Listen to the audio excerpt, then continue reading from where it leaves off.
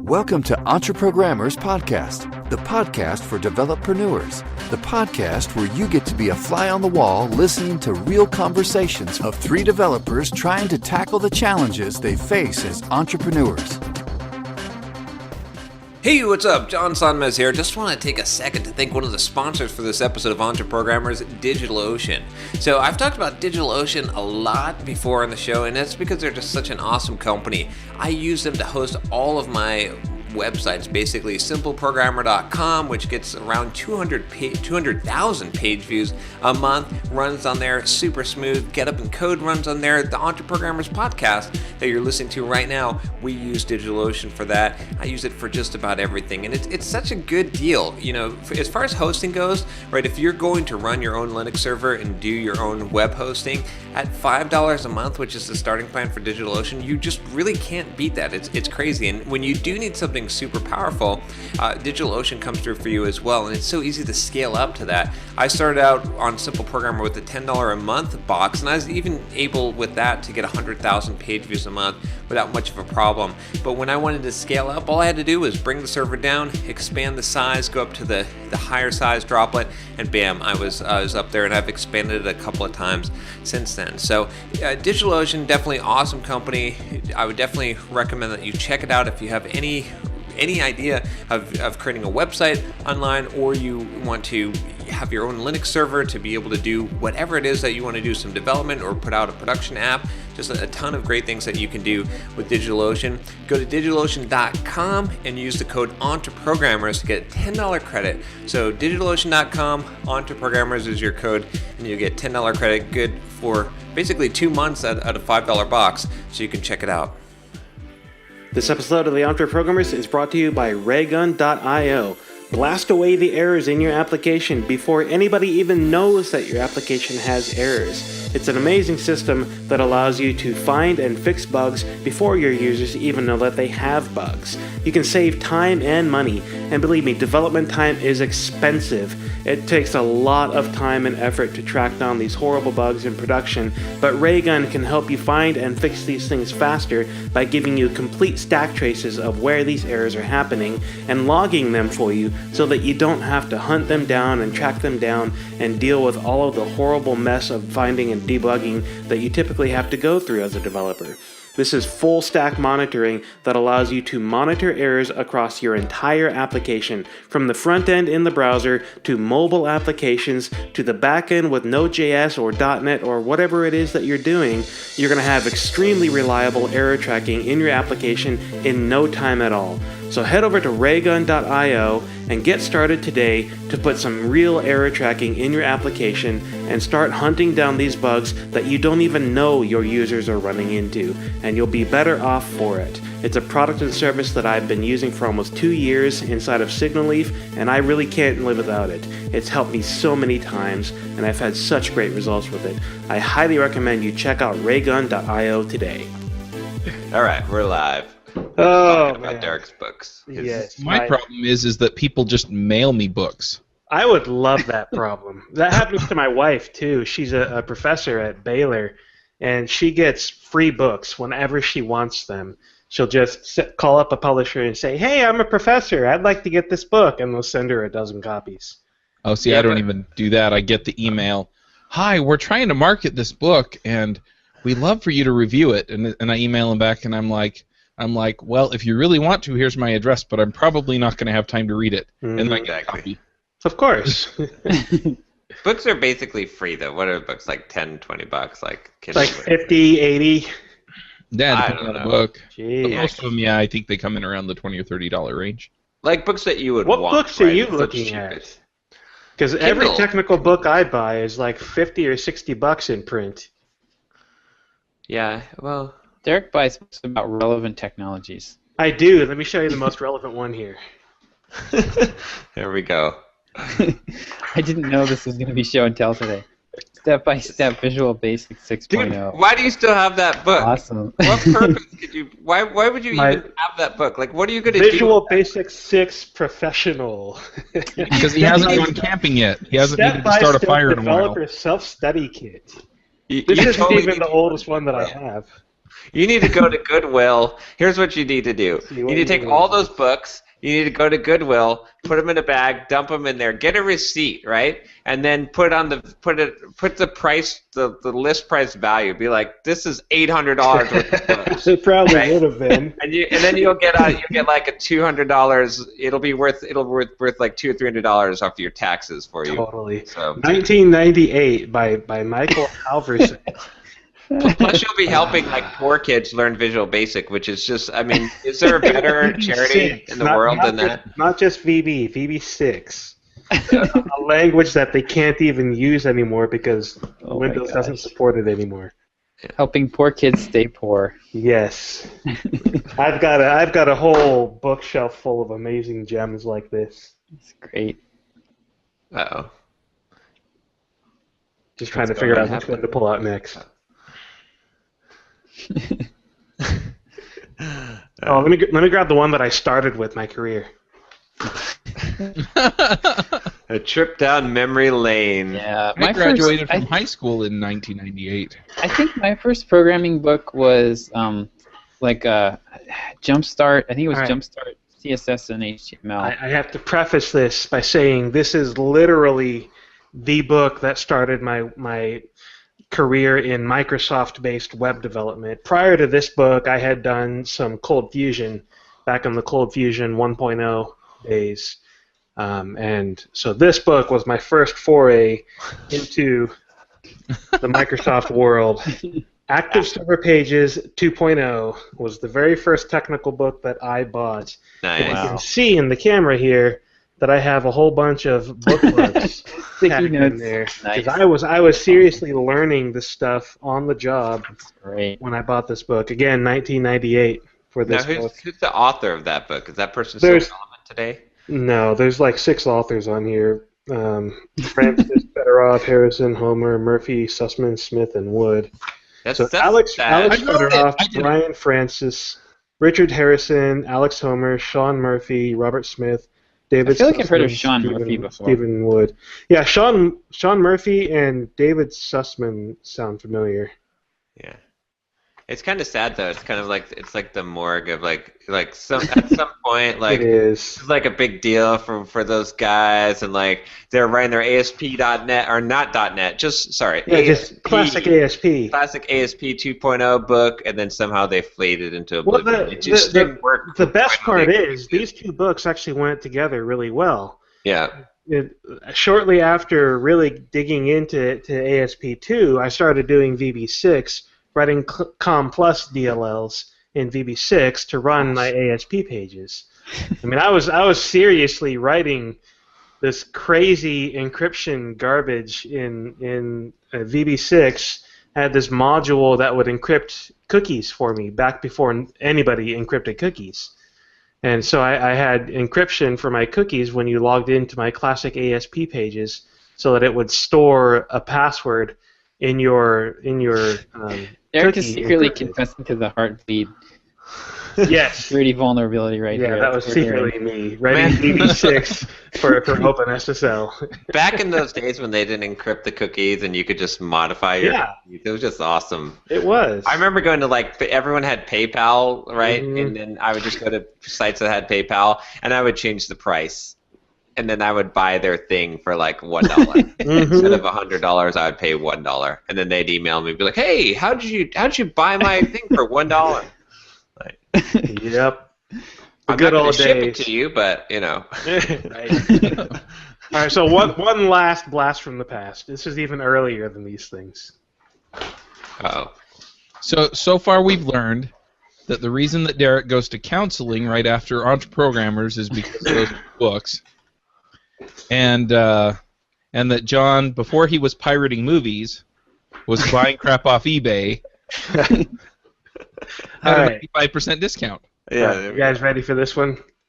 This is an original bought from Walmart in 1995. Microsoft Plus for Windows 95. Oh, nice. The actual CD that I just dropped. Still here. I've even got the serial key on the back of this thing. Dude, so if you have a copy of Windows 95 laying around, you could actually use this thing. You're officially a pack rat, dude. I am a serious pack rat. Yeah. You need to be more careful with your antiques. I do. But these are things that are so ridiculously old and outdated and so worthless. I just can't bear to get rid of them because they're so. Here's what you do. I've got a solution for you for this. I get rid of just like about everything. Like I get rid of most things. They don't even give me gifts because I just get rid of them. But here's the secret. Here's like the pull. I've been looking for an excuse. So you got a lot of memories attached with these things. So here's what you do. You take that little Visual Basic book and the ASP2 book and that Windows Plus CD, and you take a picture of them. And then you put the picture in your Dropbox, and then you throw away the original. And then you could just, anytime you're like, man, what did it feel like to work on ASP 2.0? No. Just like look at that picture, and all those good feelings of ASP 2.0 come back, and you don't have to keep the artifact around. It's so satisfying to look at this ASP2 book and laugh at all of the idiots that are doing React and TurboLinks and think, wow, I did that crap 15 years before these people were born. Yeah. Officially a grumpy old man. I am officially a get off my lawn! Yeah, we need to get him a T-shirt that says Curmudgeon JS. Yes, totally. Oh, man, good times. So, seriously, I should probably just go shred these things or burn them for fuel I or can see something. floor in your office, though. I know. Isn't that amazing? yeah. And like over here, It's a nice floor. it is a nice floor. Someone's been using that treadmill. No, well, technically yes, but no. My dad used it as a bed. Okay. He put it. Whenever they were over last weekend, and I cleaned up my office when they came over and put away that giant tub of garbage that I had back there. Threw away most of it and shelved the things that were actually important. And whenever my parents come over, they sleep in my office and they bring air mattresses, and my dad uses the treadmill as the place to put his air mattress. So I could see how that would actually be a lot more comfortable than the stupid beds at the hospital that I had to sleep on. Yes. Maternity hospital. Oh, totally. Those things are awful. Looking forward to that. Yeah, I would much rather. I'd rather sleep on this wood floor than those hospital beds, which I've done on occasion. So, say after our second child, so the third child, my wife just looked at me and said, "You don't have to stay here tonight. Go home." So I have to tell you, Derick, with you being gone last week and all the stuff going on in Waco, Texas, I was looking to see, and I was like looking at those pictures. I was like, is Derick in a biker gang? I ride for Node.js. Oh my gosh. Oh man, good times. You for a small, you have a very Waco, Texas is not a big place. I've never been there, but my understanding is it's not a very big place. It's about 120,000. A whole lot of crazy shit happens. A whole lot of crazy right? shit. It's the heat. You got cults, you got biker gangs, I don't know. The basketball players that shoot each other. Killer bees, right? Yeah. Back in the day, they had that cult. All kinds of fun stuff. Yeah. Yeah. It's they're you must be just on the FBI. It's like they just must have outposts there because they're crap happens in Waco. They must have had their response time to the biker gang shooting. It must have been federal agents were just there instantly because they're well, we're already here. We already have a camp. We took over David Koresh's abandoned building, and we're just going to stay here because the best part about the David Koresh compound is the U.S. government, the state government, and the local government won't go anywhere near it. They're like, nope, sorry, you guys that are squatting out there on this land, fighting over it, and doing whatever. We're just gonna bye. But you're right about the response to the biker gang shooting. The police had known about this for a month. Yeah. And so they were literally on scene before it started. They had plainclothes on the scene, and they had patrol cars and SWAT and everything like a minute away, just down the road, because they knew that shit was going down. Yeah. It was pretty crazy. I'm gonna piss off a lot of people, but I don't get the whole biker gang thing. Like, Me either. I get like an inner city youth gang, like defending your turf, selling drugs on the street, like people coming into your turf and taking your customers and hookers and all this, selling crack. I get that, right? You gotta like have guns and shoot people and stab them.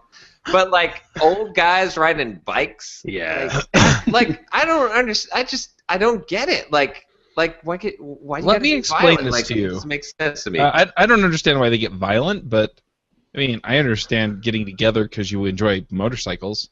Oh yeah. That's so that'd be like friends, like group, like whatever, like hey, we're a group, right? But we're not a gang. Like Yeah. I'm not gonna go and shiv like startups for the rest of us. Rob. We have much more subtle plans for that. I mean, Nice. I'm gonna start fdrip.com. But yeah, no, it's. I did a little bit of reading about some of these biker gangs that were involved, and one of them in particular was started back in like the 60s or 70s or something, with the sole purpose of being an outlaw biker gang. The guy literally just wanted to get together with other bikers and cause trouble and steal motorcycles and sell drugs and stuff. Okay. Well, Yeah, I guess if they sell drugs and stuff, then that. Oh, they're involved in all kinds of shady stuff. I mean, it's a giant racket. It's not just people getting together on motorcycles and shooting each other at shitty bars. It's a whole racketeering, drug smuggling, gun running, bike stealing, all kinds of stuff. Okay, that makes it a little more cool, I guess. Okay, so that because I'm just thinking, just like the biker gangs that I see around here, and I'm like, okay, it's like this old lady with tattoos, and like I don't know, and a beard. An old No, lady. this was full on Sons of Anarchy in Waco, Texas. Oh, okay, well. And, Anyway, I guess those guys can shoot each other and stab each other. yeah. It still seems a little As long bit as they like shut down horrible restaurants like Twin Peaks, I'm okay with it. Because God, that place was awful.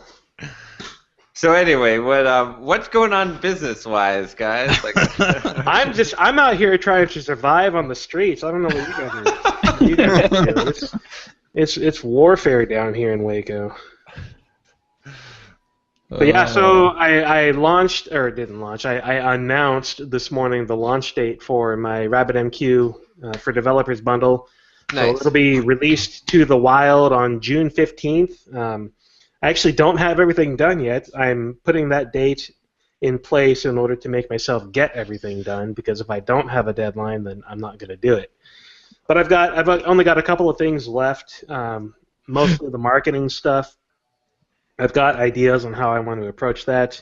The usual email launch sequence. I'm going to do like I did last time with the Express.js one, where I turned the launch sequence into an email sequence that people can sign up for later on, an email course. But along with the announcement of the date, I also released the first of the interview series as a free episode with Udi Dahan, incredibly brilliant developer and expert in software development architecture with messaging systems.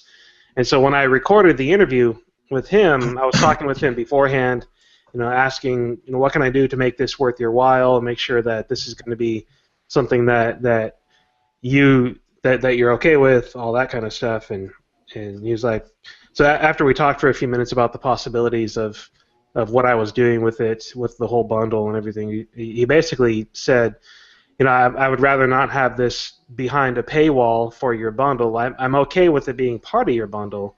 Go ahead and put all your branding and everything on it. That's fine, but I would like it to be available free for everybody to have access to it. So there it is. It's free. So, yeah, it works out really well for me because it gives people a free episode. Hey, look, you guys can go watch this episode and see just how valuable the rest of this series is going to be. Right. See how much information is coming out of these interviews. And it's going to, he's going to use it in his own marketing stuff. He's going to probably send out an email or blog post or something about it at some point. So it's just going to help overall to have this interview with such a well-known, highly respected person out there for everybody to watch and drive a lot of people to the bundle and to watch me code and everything else. That's a great little judo move there, because I think a lot of people could end up in that situation where you want to have somebody, but they're not. You get that with a lot with developers, where they're like, I'm not comfortable with this being part of a product. I want this to be free, and so nice work. And the cool thing is, like, you give it away for free, but you can still include it in the bundle because it's a free piece. Right. And so some people who don't know that it's available for free, or you can just advertise it there. But anyway, it still adds value to the bundle, is what I'm saying. Yeah, it adds a ton of value. Not only is it free for anybody to watch, but you'll get the actual MP4 file from the bundle. You'll also get the complete transcript from the bundle, and you'll get the cross-reference document with the bundle. So you get more value than just the individual episode and interview with the bundle. The cross-reference that I'm having Mandy put together for me is basically cataloging the different subjects and topics that all of the interviews are talking about, and saying, if you want more information about this topic, watch these interviews at these time codes, and you'll be able to piece together the more information about these different topics. Nice. So there's going to be a ton of value in this bundle other than the individual episodes. Mandy's putting on a lot of work for me and doing a pretty awesome job of producing this. Cool. Yeah, I really like that. I've so many times I've bought some kind of like massive 12-hour like seminar and like, oh gosh, I remember there was this one really good thing in one of these interviews. And exactly. I would have killed for something like that. Exactly. I've had the exact same experience. Even with John's How to Market Yourself bundle, there have been multiple times where I thought to myself, I know John showed me how to do this in one of his videos. Where was it? Yeah. So I took that experience and thought to myself, how can I solve that? And came up with the idea, okay, I've got these transcripts, I've got the interviews, let me see if Mandy can go through these and catalog the different subjects so that we can have a cross-reference and show people where these things are going to be. And I think it's going to be hugely valuable. That's a good idea. Yeah, I was going to get my whole How to Market Yourself transcribed. I'm going to have my transcriptionist do it, because I had actually a hearing impaired person email me and say, hey, I'd love to buy this, but do you have and so I thought, well, if the dude's going to buy it for like $200 or $300, then that pays for the transcription. So I might as well have done this, because if you make 1 or 2 sales like that, plus it's extra value for everyone else as well. Right. So, but doing that cross-reference would be really good too, just so you have like, just all that in one place. Yep. And it's another piece of content. Yeah. So. Yep. The way I typically consume something like this is I'll buy like a seminar, and usually they have like, sorry, I hit my mic. Usually they'll have like the videos and the MP3s, and I'll take the MP3s and just smash them all into an audiobook file. So I've got like one audiobook file that I can drop into Audible on my iPhone, and it holds my place and everything. And then like if you've got the transcripts, then you can search for anything you need. That's really and Mandy's producing MP3s out of the interviews as well. Yeah. So you'll get the videos, the transcripts, the cross-reference, and the MP3s for all of the interviews. Did you say you could take an MP3 and put it into your Audible account? No. What I do is I have an app called I think it's called Audiobook Binder, and you drop in, you open a folder of MP3s, and it combines them all into. For a while, I was trying to format them as like a podcast, and load them on as a podcast, and then I could go through each file that way. But this is so much better, and all you have to do is you can use iTunes to sync to your. Here we go with the Apple. You can use iTunes to sync to your iPhone, and as long as you tag it as an audiobook, it'll show up in iTunes it'll show up in Audible when you open the Audible. Oh, wow. And you can even, they just added the feature that allows you to speed up the audio, which up until now you could only do with the actual Audible books, but now you can. Oh, I didn't know. You can get your 3x on that way. Yeah. That's pretty cool. Yeah, it is. Oh, speaking of an app, real quick, since you reminded me, I got this app on my iPhone. If you guys are using iPhone, it's called Mac ID. Okay. It's hard to say, but anyway, it's called Mac ID. But it's totally awesome, and it's funny. Just look at that. Look at how cool that is. Look at that. Wow. Bright pink blurry stuff. Yay! I love pink. What the app does, this is so cool. Well, and here's something funny about this. This should be my patent. I filed a patent at HP for this exact technology, which they chose not to pursue. They could have taken some big money, but way back. So what the app does is essentially this. It allows you to unlock your MacBook, your Mac from your phone using Touch ID, right. or Bluetooth proximity. Right. Which is so awesome. So I've got my MacBook now, right? I've got it configured. I'm running it on the MacBook. I'm running it on my phone. I've got it set up so that it's got a proximity. Mm-hmm. So when I have my phone in my pocket and I walk out of my desk, walk out of my room, my MacBook automatically locks. And when I go and sit down at my desk, all of a sudden it just automatically unlocks and I'm ready to go. So that's pretty awesome. That is the pretty masked man lurking behind you, John, just slumped. He looked defeated. Realized the plan would never work. But no, I actually filed a patent for that when I was at HP for using using Bluetooth to do when Bluetooth first came out to do that, and HP was like, we don't. It's a good idea, but I don't think anyone will use this technology. I'm like, well, Bluetooth. It's the Bluetooth LE probably that makes it actually workable now because it's not. Well, but just the idea, right? It's like, obviously in a work environment, this is like at my desk. Yeah, I've got a couple of guys in black suits that try to get into my Mac all the time. But at work, you're supposed to lock your workstation, right? And it's like, and otherwise people mess up put naked fat ladies as your wallpaper. So. Not that I've ever done that to anyone. No, I've never sent an email to the CEO from somebody else's unlocked computer. Nice. We always change the screen orientation to upside down, and then that's a good change the language to like Mandarin Chinese or something. Oh, okay. So here's the ultimate one that I did. So I created a web proxy on my. I just created a simple web proxy in .NET, and I just made it take HTTP requests and then pass them through. Except for one thing, this guy at my work, he was like he's like part of the Democratic convention party. Yeah, he was super Democrat dude, right? Right. So and he's always reading political sites on the, and just spouting all this stuff like pissing people off.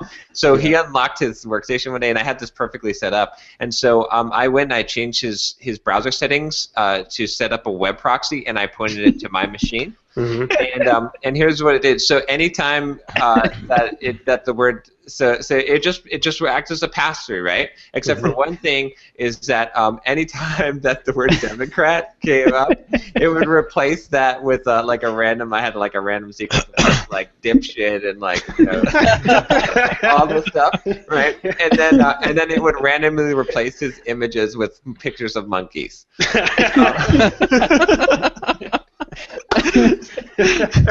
So, and this was way back. Like no one even. I mean, even today, if you did this today, most people don't even know what a web proxy is, right? But he was just browsing his sites and just going to like CNN.com and whatever the sites that, and he would he'd be like, what the hell? Like he was just. Had no idea what was going on, right? He's like, someone must be messing with me, but he's he's trying to figure out, and it's just like he has no clue. How the hell is this possible? I'm going to Google. This is Google, right? It's like it passes through everything it just did. So that was my most awesome prank ever, and I left it for like a week, and then I finally did it. That's pretty awesome. I think my best prank was it was actually on my computer. So there was this old sysinternals website back in the Windows XP days, I think Microsoft eventually bought them. But as part of sysinternals, the download package, they had a screensaver that mimicked the blue screen of death and your computer rebooting. So it was just a screensaver, but it would show a blue screen of death, and then it would show things, and it would show the Windows XP reboot sequence, like the full sequence, and then blue screen of death, and then reboot. And so I left this screensaver on while I was in a really long meeting, and like an hour into this meeting, one of my coworkers comes running in a serious panic. Derick, there's something wrong with your computer. It keeps blue screening and restarting. Nice. I thought you were going to say PS exec from sysinternals. No, that's a good one too. When I was at HP, we figured out and this is why for IT people out there, why you don't make everyone the administrator on a group.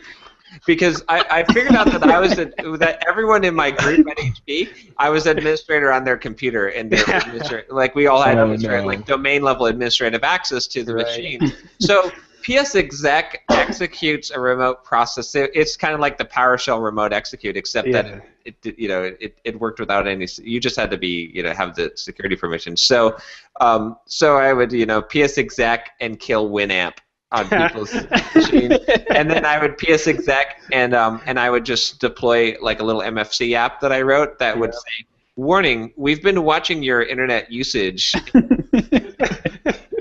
You're under surveillance. We know that you're playing Winamp at work, and all this stuff." And it was fun. Good times. Wow. Yeah.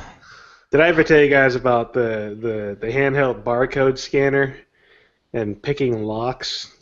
No. So this wasn't a software prank. This was physical. Oh gosh. Biker gang. Yeah, I'm totally the leader of the biker gang. You found me out. So I worked in Dallas, Texas, at a company that did document automation, and as part of the process, we had ruggedized handheld barcode scanners, much like Trackabout did. They were running Windows CE and Windows Mobile 6 at the time, and they were $5,000 devices. They're really expensive, really ruggedized. I mean, you could drop this thing from 15 feet and hit a concrete floor, and it would bounce up, and you would just pick it up and keep using it. And so we had these things locked up in our desk drawers and cabinets at night because they were really expensive. So my boss had just given them to us a week before, and every night before we went home, make sure you lock them up, make sure you lock them up. And so we always did. Well, I had lent mine to one of my coworkers because he needed it for some testing. And so the next morning I got in, and I invariably got there 2 hours before he did. We didn't have any real strict rules about when you showed up as long as you did your 8 hours of work. So I would always get there 2 hours before he did. And so I went over to his desk, got a paper clip, and picked open the lock for the cabinet where he had stored it the night before. And so I grabbed it, went back to my desk, and started doing my work. Well, 2 hours later, he comes in and sits down to do his work and was doing something completely different. And so I got the bright idea. Okay, I'm gonna pull a fast one on this guy. So I walked over to the guy that sat next to me and said, "Hey, come here. I got it. We're gonna go do something to Mark real quick." Didn't tell the guy what was going on, but this was the project leader that I was dragging along with me. So we went over to this other guy's cube. His name was Mark, and said, "Hey, Mark, hey, I need that scanner that you have in your cabinet." He's like, "Oh yeah, okay." He gets out his key, unlocks his cabinet, opens the door, and it's gone. And his face, I mean, if you've never seen anybody literally shocked half to death, his face was ashen white, his jaw just... I mean, he was breathless, he was speechless, he was about to have a heart attack. Nice. And so the project leader was standing behind Mark. I was standing in front of Mark, so I looked up at the project leader and kind of winked at him and nodded my head a little bit. And so the project leader, got the idea, got the point that I had it, and started making noise about, holy crap, I can't believe you lost that. What are we going to tell Joe, the manager? You know, we better just go talk to Joe right now and see if we can figure out what happened. So all three of us walked down the hallway to our manager's office, the guy that had been telling us, lock it up, lock it up, lock it up. And Mark sits down in the chair in front of Joe and proceeds to just nervously, hands shaking. I don't know what happened, Joe, but it's gone. The scanner, it was in I locked it up. I don't just stammering, can't get a word out, and looking like he's about to cry. And I'm standing behind Mark, looking at Joe, going, winking and nodding, mouthing, it's okay, I have it. So Joe looks up at me and kind of winks at me once and proceeds to look at Mark and sits there with this very serious look on his face and kind of rubbing his temples. And after about a minute of Mark basically crapping his pants right there in front of our manager, I said to Mark, man, I don't know what happened, Mark. This really sucks, but it's a good thing I took it out of your cabinet earlier this morning. He looks at me, bright red face, just absolute anger. You what? Bam! Hits me as hard as he can in the shoulder.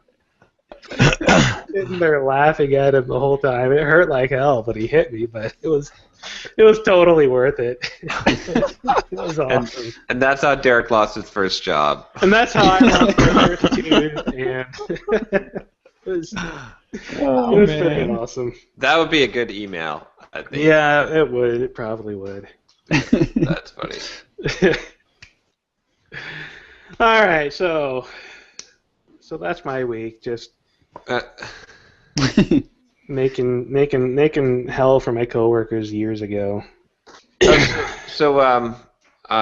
was I say? Oh, I launched a Simple Programmer podcast. I don't know if you guys saw. Yes. Yeah. You mentioned that last week. Yep, I've got 7 episodes I think so far. I need to go listen to this awful jingle that everybody's talking about. I gotta go find is it Simple Programmers /podcast?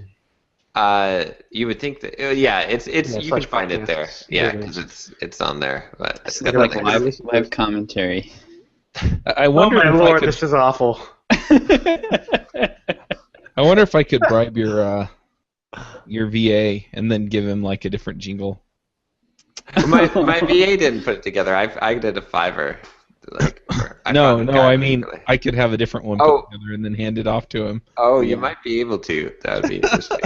It's the Simple Programmer podcast. I was like, I need a ukulele guy. Wow, so that is awful. On Fiverr. I want like the 50s department store jingle. I'm gonna go with the death metal version. I'm gonna launch a podcast with this. The key though, to catchy stuff is not super professional. It's a little bit like not so amateur, but also a little bit weird, right? Like that's like all the things that you really remember are like kind of what I mean? They fall into that category. A little right? off.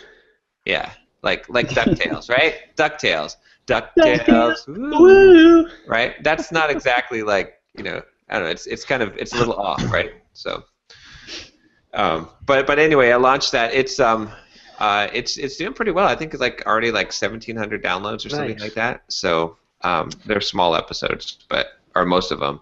Yeah. But it's 3 episodes a week now, and then sometimes 4 episodes when I do an interview and stuff.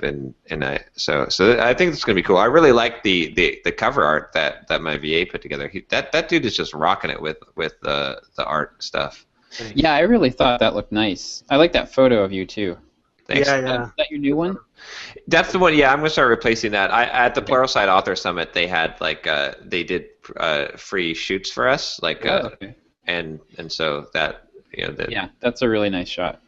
Cool. Yeah, I'm gonna start using that one. I gotta swap everything out, but yeah. So that's cool. So I think that's gonna be good. It's extra content now.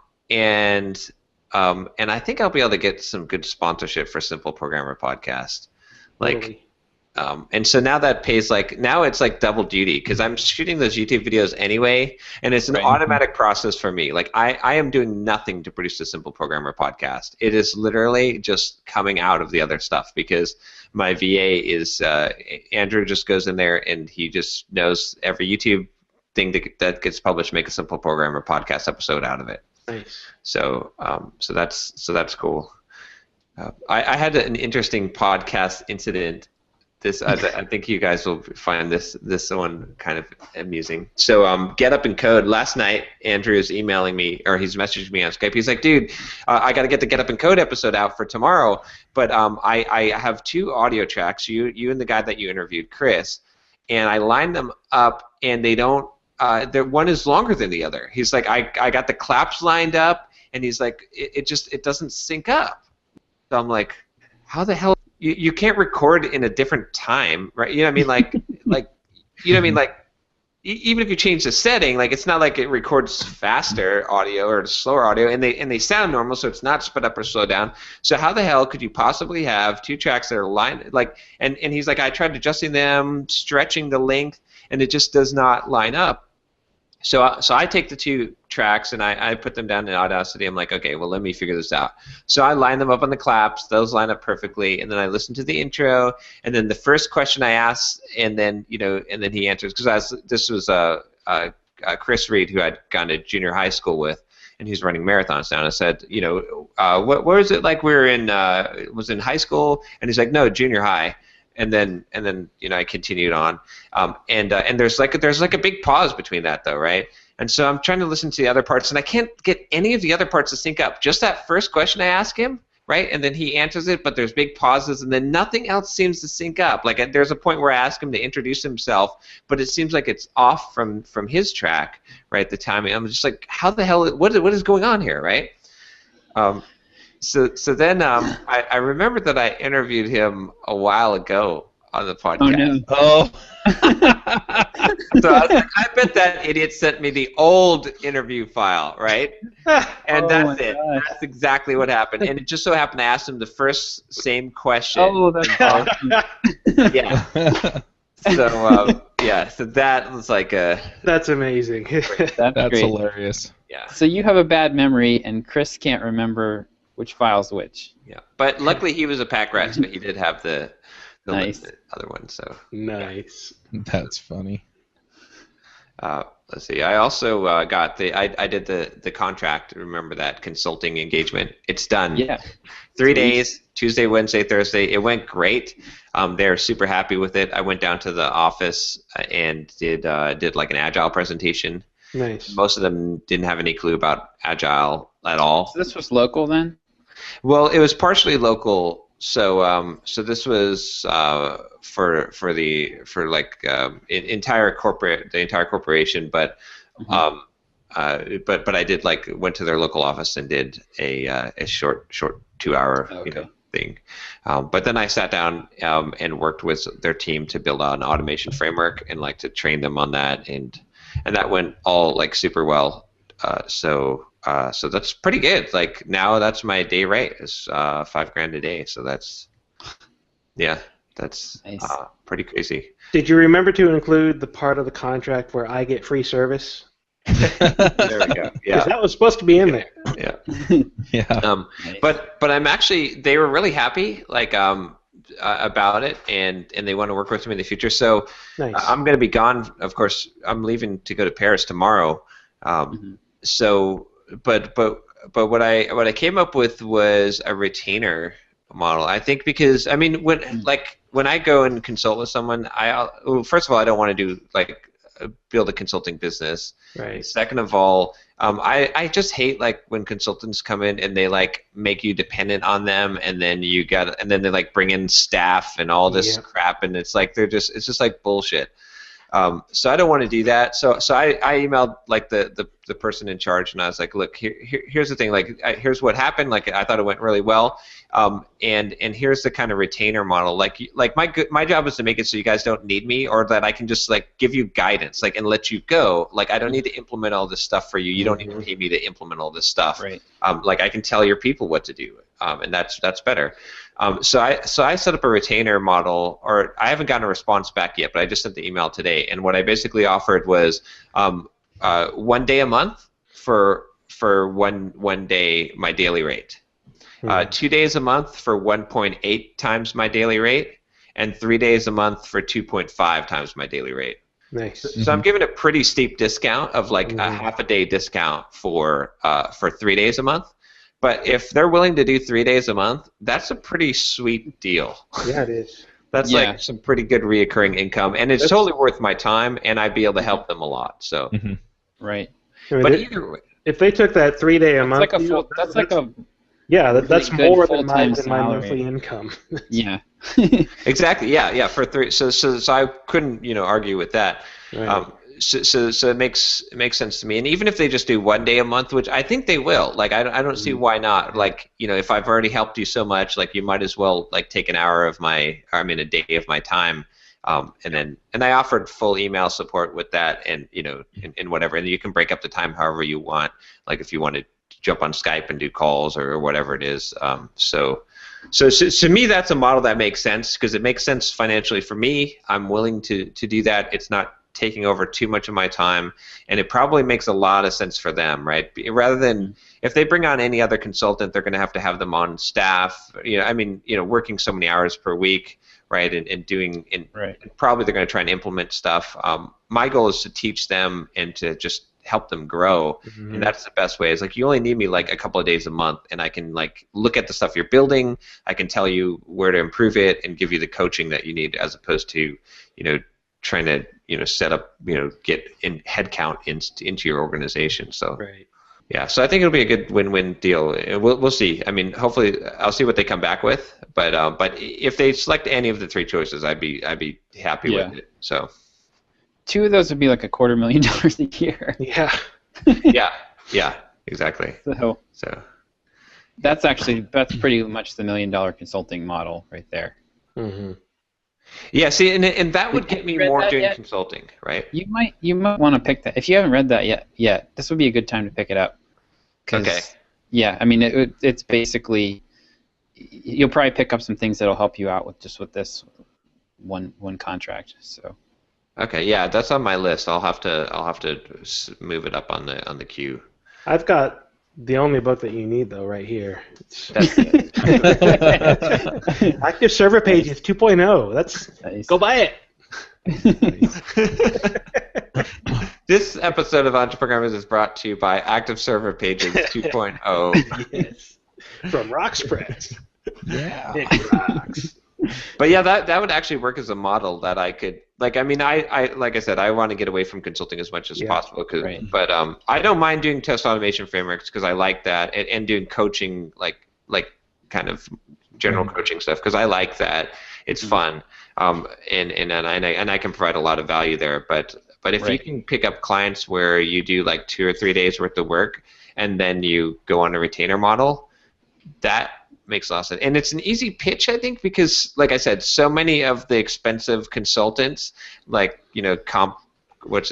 Computer Associates and what's the other big one? IBM.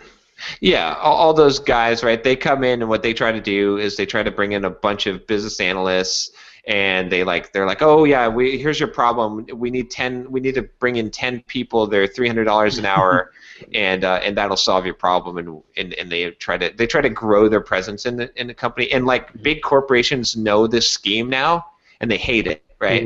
They're like, so I think that there's definitely like a positioning to say, look, I do the exact opposite of that. I want you to not I don't want you to be tied to me at all. Like you just pay the simple retainer monthly fee, and when I'm no longer providing value, you stop paying that, and I just come in and I just help you, and I train your team to become better instead of training your team to become reliant on me. Right. So yeah, that's the kind of consulting I did back when I was doing more consulting all the time. Yeah, that's what I've been doing for CareerBuilder.com. Is just here. So I went in last week and talked to them about what they needed, and then I'm going back next week, and basically it's like, look, we're going to cover all the stuff that I feel like you need and all the stuff that you said you needed, and then if you need me to come back, great, and if not, then I'm glad I could help you out. Yeah. It helps too, when you have another business going on, that you can actually be that, you can say that, and you can say it honestly, right? Because if you're just consulting, then you're you got this pressure, and you need to get more hours. But if you're well, actually, I prefer to be doing my other stuff, and the consulting, I'd rather actually not do that. Then you can be totally honest and be no, seriously, I want to help you, and if I'm not helpful, then I don't want to do this. You don't want to pay me, so. Yep. So that's that'll be interesting, and we'll see how that goes. I also talked to my editor. I've got an editor finally. We talked about this last week, and she's going to start getting writers on board and really upping the simple programmer content to 5 posts a week. Nice. Awesome. Are you going to be paying for? Are you going to be paying for writers at first? No. Or not? Right. Yeah. My intention is this. I thought about this, debated this. I don't want to pay for writers for a couple of reasons. One of them is, okay, I already get 200 to 250,000 or so page views a month on Simple Programmer. Mm-hmm. It's a pretty big brand, at this point. Writing for Simple Programmer, I think is a big enough opportunity that it's that I don't have to maybe I'll find more people in it, if I offered money, but I don't think it's not I've got a very small blog where I'm just trying to build content to do content marketing. I have an established presence, so writing and getting a link back from me is probably worth it. I think there's enough appeal there. I've got enough of an audience that I can pull from that people would love to write for. As well, and then also I don't want people to pump out crap to try and make $100 an article, right? Because I'm not going to pay much more than that. So I kind of want to leave it for reward. I want consistency. I want to build just it's my voice in Simple Programmer. I want to have other writers that have a voice that it's a team that is they regular writers, and so really. Yeah, exactly, columnists, exactly. And so I kind of want to reserve, I think what I'm going to do is that as people become more consistent and I can count on them to weekly publish articles or twice a week or whatever, some consistent basis, then I'll offer, they'll become paid staff. Right. So. I want to keep you enough to pay you for it. Exactly, yeah. That's pretty cool. Yeah, so something to kind of earn up to. But I think this is going to be really good. It's going to take about 3 months. I'm ramping this up slowly because I want to keep the quality level very high. Mm-hmm. And I also don't want to overwhelm my VA because he's going to be doing all the featured images and stuff, which I've just been loving the featured images he's been doing for Simple Programmer. Do you have a process that you have him follow to find featured images? He's got access to my deposit photo, and then he just he uses Photoshop, and I just told him make the title in there. You can kind of see the style. He puts the logo in there, and just make it interesting. Use interesting fonts. Use interesting things, and for the YouTube videos, obviously he takes a still from the YouTube video, but for the other ones, he just picks deposit photo stuff that seems relevant. So. I was just wondering if you had a written up set of instructions for him, because if you did, I want to steal it. Yeah, no, not really. I mean, I've got I have things for going through and working on blog posts, but for the most part, he just looks at it, and he's been doing a good job. He's very creative, so. So your set of instructions would be hire Andrew. Exactly. Yeah. Oh. But maybe I'll pay you to pay him to talk to my VA. There we go. But yeah, but the big plan will definitely be to, when I get the 5 pieces of content per week, is I'll also release, instead of releasing 1 YouTube video per week on the blog, there'll be 3, and then I'll probably, I could use your guys' opinion on this. So here's what the tentative thing would look like: 5 pieces of written content every day of the weekday, right? As written blog posts on Simple Programmer, and then 3 YouTube videos. Right now, I'm just doing a Thursday post. That's a transcribed one, but I'm releasing 3 YouTube videos. I might as well put the 3 on my blog every week. Should I also have a short blog post come out every time a new podcast episode, not of Simple Programmer podcast, because that would be too much, because those mirror the YouTube videos, but maybe that could be like embedded in the YouTube video post, but of Get Up and Code, and when we do EntreProgrammers, and then I guess that'd probably be it. You could. I mean, the thing that I see a lot of people do, and let me back up. So on Adventures in Angular, John Papa, who's on that show, I think you know John. Yeah, yeah. But anyway, he posts to his blog and then refers people back to the podcast. And we get a ton of traffic from that. And so if you want to use that to promote the brands, then yeah, by all means, I think it would help. And I don't really see a downside to that, because it's content that people will be able to determine whether or not they're interested in. And so they can just skip those or whatever. Right. Yeah. Okay. Yeah, I might do that then, because that would just add another piece that kind of fits in. I'll have to see. Like, I'm worried. One thing that I'll have to manage now is like the front page, because like, I mean, you can see like 4 or 5 posts, and then it's infinite scroll. But like, if I'm producing too much content on there, then like stuff is going to get buried quickly. Right. SitePoint, it was like 2 days. You'd get like 2 days on the front page, and then you'd be off. Yeah. Okay. And you'd be about there. You'd be 3, maybe 4 days. They had tiles, smaller tiles too, so they fit more. Yeah. But the other thing that occurs to me is that, I mean, the people who really want specific content are going to subscribe to an RSS feed or an email list or something. And what you may want to do is you may want to actually say, if you're interested in the YouTube stuff, then sign up for this mailing list. If you're interested in, and that way people are getting what they care about. And then the front page is for new visitors coming to the page, and it's like, hey, check out what we do here. And then they can, oh, that looks interesting. And then they can kind of pick through it a little bit and go, I'd really like to keep informed on anything that you do that relates to whatever. Mm-hmm. Yeah. That's a good point. That makes sense. Yeah. So then just make sure that you're calling out in your articles and your YouTube videos, hey, we've made it really easy for you to get more content like this. Just go sign up for this email list, or sign up for the RSS feed, or whatever. Yeah. Yeah, that makes like if you look at Pat Flynn's front page, the entire above the fold, and unless you have Derick's monitor, basically the entire thing is just like kind of getting you oriented to the site. And then there are articles, but actually it only looks like it's his latest podcast and latest post, so just one. And it's different with his, because he's got, he does one post and one podcast, where I've got a lot more content going out per week. Yeah, you should look at how much of that traffic actually comes through your homepage. Like, how many views does a new article get through your homepage? I bet it's just a few hundred, honestly. Yep. Like a new blog post? Mm-hmm. Yeah, if you can.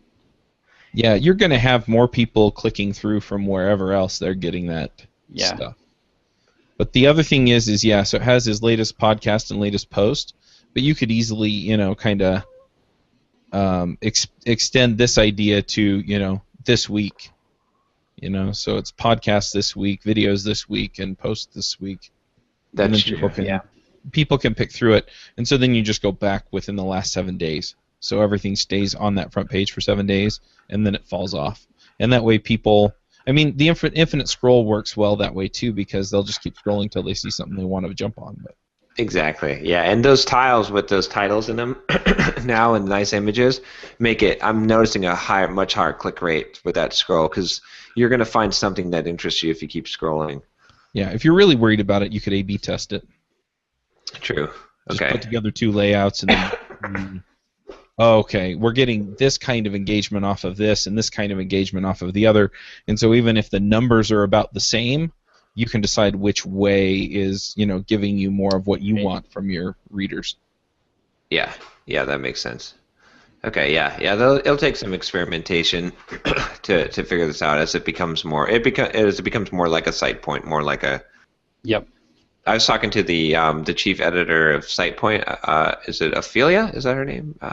Yeah. Yep. She was my boss when I was there. Okay. Yeah. Because she was really interested in, because I emailed her and I was like, you obviously have experience doing what I'm trying to do, so any pointers or tips like hiring editors and she was really excited. Don't hire Josh or Don't ship anybody a 2010 laptop. Isn't Ophelia a character from one of Shakespeare's plays? Yes. Hey, what's up? John Sonmez here. Just want to take a second to thank one of the sponsors for this episode of EntreProgrammers, DigitalOcean. So I've talked about DigitalOcean a lot before on the show, and that's because they're just such an awesome company. I use them to host all of my websites, basically simpleprogrammer.com, which gets around 200,000 page views a month, runs on there super smooth. Get Up and Code runs on there. The EntreProgrammers podcast that you're listening to right now, we use DigitalOcean for that. I use it for just about everything, and it's such a good deal.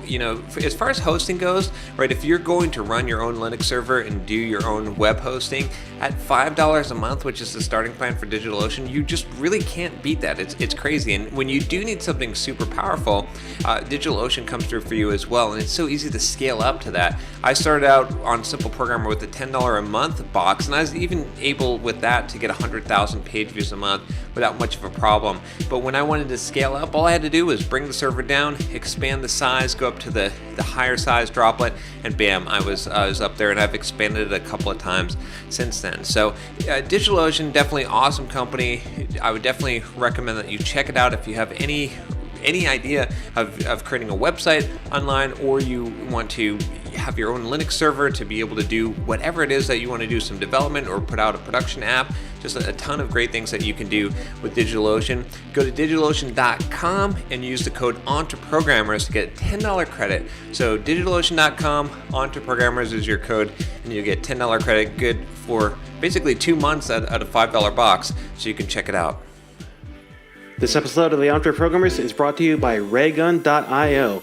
Blast away the errors in your application before anybody even knows that your application has errors. It's an amazing system that allows you to find and fix bugs before your users even know that they have bugs. You can save time and money, and believe me, development time is expensive. It takes a lot of time and effort to track down these horrible bugs in production, but Raygun can help you find and fix these things faster by giving you complete stack traces of where these errors are happening and logging them for you so that you don't have to hunt them down and track them down and deal with all of the horrible mess of finding and debugging that you typically have to go through as a developer. This is full stack monitoring that allows you to monitor errors across your entire application, from the front end in the browser to mobile applications to the back end with Node.js or .NET or whatever it is that you're doing.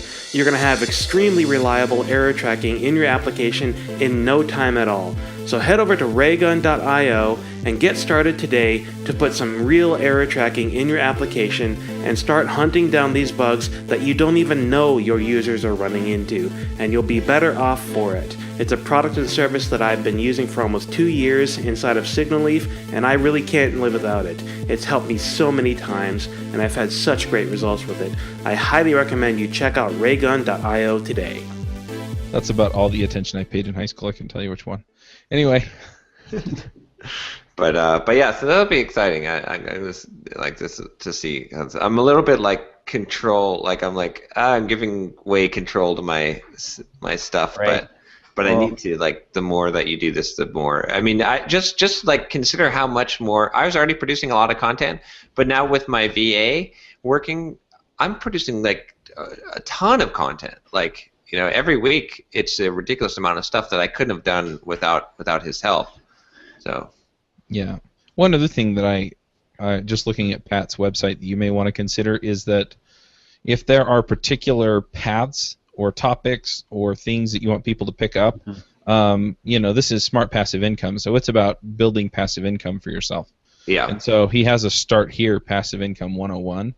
And so if you have like kind of a careers track and maybe a technical topics track, or something more specific than that in the technologies that you cover, then you can actually you could say start here, building your career basics or something. Put together like little mini courses with your best content. Yeah, exactly. And then at the very end, it's like, and then if you want the premium content, then you can buy the course. And so people can work through it. That's a really good idea. They can watch the videos. They kind of get oriented with your site because they're clicking through to different articles, and then at the end, it's boom, here you go. Sign up for my email list, or boom, go buy the content or whatever. That's a really good idea. Yeah, I like that, having those kind of paths, and those could lead to courses, even email courses, and like for the different kind of paths that you want to go. And then there should be products at the end and some of them that overlap. Yeah, that would be good.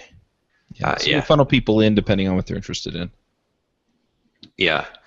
Yeah, so it's hard. I gotta take it one step at a time. It's hard because I want to do all these things, but it's like, okay, getting the VA was like a most critical step, and now getting an editor for the blog is going to be, that's where I spend a lot of time that doesn't need to be spent, and it'll grow the audience a huge amount. So then I can start building. Then I'll finally be ready to start building these products, and getting it more customized to like all the different things. So you're going to at least double the site within a year. Yeah, that's the site doubles every year, like just with what I've been doing, right? Doubles in traffic and content and what? In traffic, yeah. So since Simple Programmer's inception, just about every year it's doubled. So I'm expecting. I mean, my plan is 1 year from now to have 1 million page views a month on Simple Programmer. That's the goal. Nice. And I think that's doable. So. I really want it to become the biggest programming blog, in existence, and I think that's doable too. So we'll see. But yeah, so that's in the YouTube channel. I just clicked over 5,000 subscribers, so that's been growing pretty rapidly as well. It's now like 40,000 views a month on the YouTube channel. So I've got 52,000 views total. But of course, I'm putting out 3 videos a week, so sometimes 4. But what else was? I think that I did convince Bluehost to give me an upgrade again in commission. Nice. Another $10. Oh wow! Holy cow! Who are you talking to over there? What's that? He gets whoever is the most drunk at any given time. I just keep on. They sent me some promotion thing, and I replied, and I was like, hey, could I get another boost of my, I'm sending you guys quality stuff. They said I need to put a resource page up. When I put a resource page up, they said that resource pages seem to work the best for everyone, and that they dangle in front of me. They're like, if you put a resource page up, we will give you another upgrade in your commissions. Oh, nice. So I have to do that for sure. But yeah, and the other thing, major thing is I don't know whether or not to thank you or be upset, Chuck, but that I'm gonna have to, I think, buy the SaneBox thing now. It's saving me so much time. My inbox is so small. I don't even understand. I'm using the roll-up thing, right? I've been using that for a while, but for some reason that Sane Later folder I guess it's because you don't have to move the stuff, and I just check them all and then remove the label, and then they're gone. Is that how you handle it? Is you just pretty check much them all and then remove the label when you're done reading them? So Sane Later is probably about 50, 60, maybe even 70 or 80% stuff that I just need to be aware of. Yep. So all of the drip notifications, you have a new subscriber, so I just kind of click on it, look at the number at the bottom of the email, how many people are on the list, and then I get rid of it. And to be honest, I'm tempted to actually have my VA just go update a dashboard for me somewhere, so I don't even have to do that. And then, there's Ruby Rogue's Parlay, so all of the forum stuff goes in there. And then, the rest of it's all informational, so it's okay, I needed to know that, and then it's gone. Yeah. And, so then I just remove the label. Or I wanted to make sure that emails go out, because the emails for the different podcast episodes every week go out, and so I want to make sure I'm getting those emails and everything's working that way. So, okay, I got it. Click, blah blah blah. So. Yeah, it's really useful. It's saving me a lot of time. Like I didn't expect it to be that useful, but it works pretty good. Like I thought the roll up was good enough. I might actually even just turn off my roll up and just use this exclusively. Yeah, it's pretty handy. Plus, it combines that functionality of having like you can drop things in the next month or next week, and then it shows up. Yep. So, and that's easier than like that's just a simple drag and drop it into there. So. Yep. Yeah, same tomorrow and same next week. And I think you can actually set up other time frame ones if you want. Yeah. Yep. You can. So. Pretty cool. And even the attachment thing, I noticed when my Gmail is filling up. Like I'm at 11. Oh, did you turn on the Dropbox? 3 gigabyte, 74% used of 15 gigabyte. So. Yeah, I didn't even mention that, but yeah, if you turn on the feature, then it copies your attachments over to Dropbox. Super nice. There you go, Sanebox. There's some free. This is just a taste of some free sponsorship. Nice. So yeah, I think that's pretty much my week. I'm going to be heading to Paris tomorrow, and then I'll be gone for 3 months on the road. It'll be interesting. So I'll still be on the calls, though, hopefully. So. We're going to try to keep the same time frame? I think so, right? I mean, what's the time difference? It would be like, I think it's... Be later, so it would be like... That GMT 4 to 6 hours later? GMT +2. It's currently 7 p.m. in Paris. Yep. Okay, yeah, that's fine. I think that should be fine. So you would start at 6 p.m. 6 p.m. Paris time. Yeah. Yeah, I joined another mastermind group that's like 2 hours earlier too. So you're cheating on us. That's it. I'd like to is hear the other about one that a little bit, actually. Is it can a you talk formal about group? like who's in the group? Oh, who's in the other mastermind group? Yeah. So Adrian from PyImage Search. I've talked about his site a couple of times. He's a microconf guy, and then this guy Dave Hefner, who runs I think it's called SeleniumGuidebook.com, but he's selling a digital product based on Selenium. And I met him at that QA conference, and he's actually a microconf person as well, and they both are drippers as well. But yeah, SeleniumGuidebook.com. So so we just are working on, or like the goal of that mastermind group is just like to talk about selling digital products online and using email marketing drip to do it. Nice. Well, if they make you smarter and you make me smarter, I'm cool with it. Yeah. I'll definitely share my learnings from them. So. Very cool. All right. Well, what's up with the rest of you guys? What's going on? No, besides the biker gang fights, like. So I have to say the quota thing. I tried that this week. I totally bombed it. It didn't work. Oh no. Oh no. So so I sat down and I was like, okay, I've got to get 1 video done on Tuesday, 2 on Wednesday, 4 on Thursday, and then 2 more today. And I haven't recorded any videos this week. I've got outlines for 7 of them. Okay. And it just so I forgot that I had stuff going on. It's the last week of school. And so I didn't have time, and I wound up not feeling good a couple of days, and I feel bad now because I feel like I should have just powered through it, but anyway, so I'm probably going to be recording videos all afternoon. I got to do the same thing, actually. I have 0 Watch Me Code episodes in holding right now, so next week's episode hasn't even been recorded yet. Oh wow. Yeah. Yes. It's like it's super frustrating because I was like, okay, well, I have all day Thursday, and I forgot that my son, it was the last day of school, and they were doing a poetry cafe. Mm-hmm. They all, recited poetry, and So I went to that, and then I had a couple of other things come up, and I got really sunburned. I don't know if you can tell on the. Yeah, a little bit. I'm a little redder than I usually am. I thought it was just white balance. Because the dance festival was Wednesday afternoon, and so that kind of chewed up a lot of that day. And yeah, so anyway, I need to just step in and, I mean, I just need to do it today. I just need to get them recorded. And so I'm hoping I can make up my quota, but yeah. How do you deal with things when they come up? Do you just not beat yourself up over it, or how long are they? I'm just curious.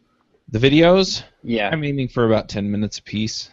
Okay. So here's the thing. Like, I would probably the way that the quota system works to be most successful is that you are committed to it. Like, so I would almost just do a reset here, like, whoops, let's really start this like next week. Like, don't even try if you're not going to actually hit your quota.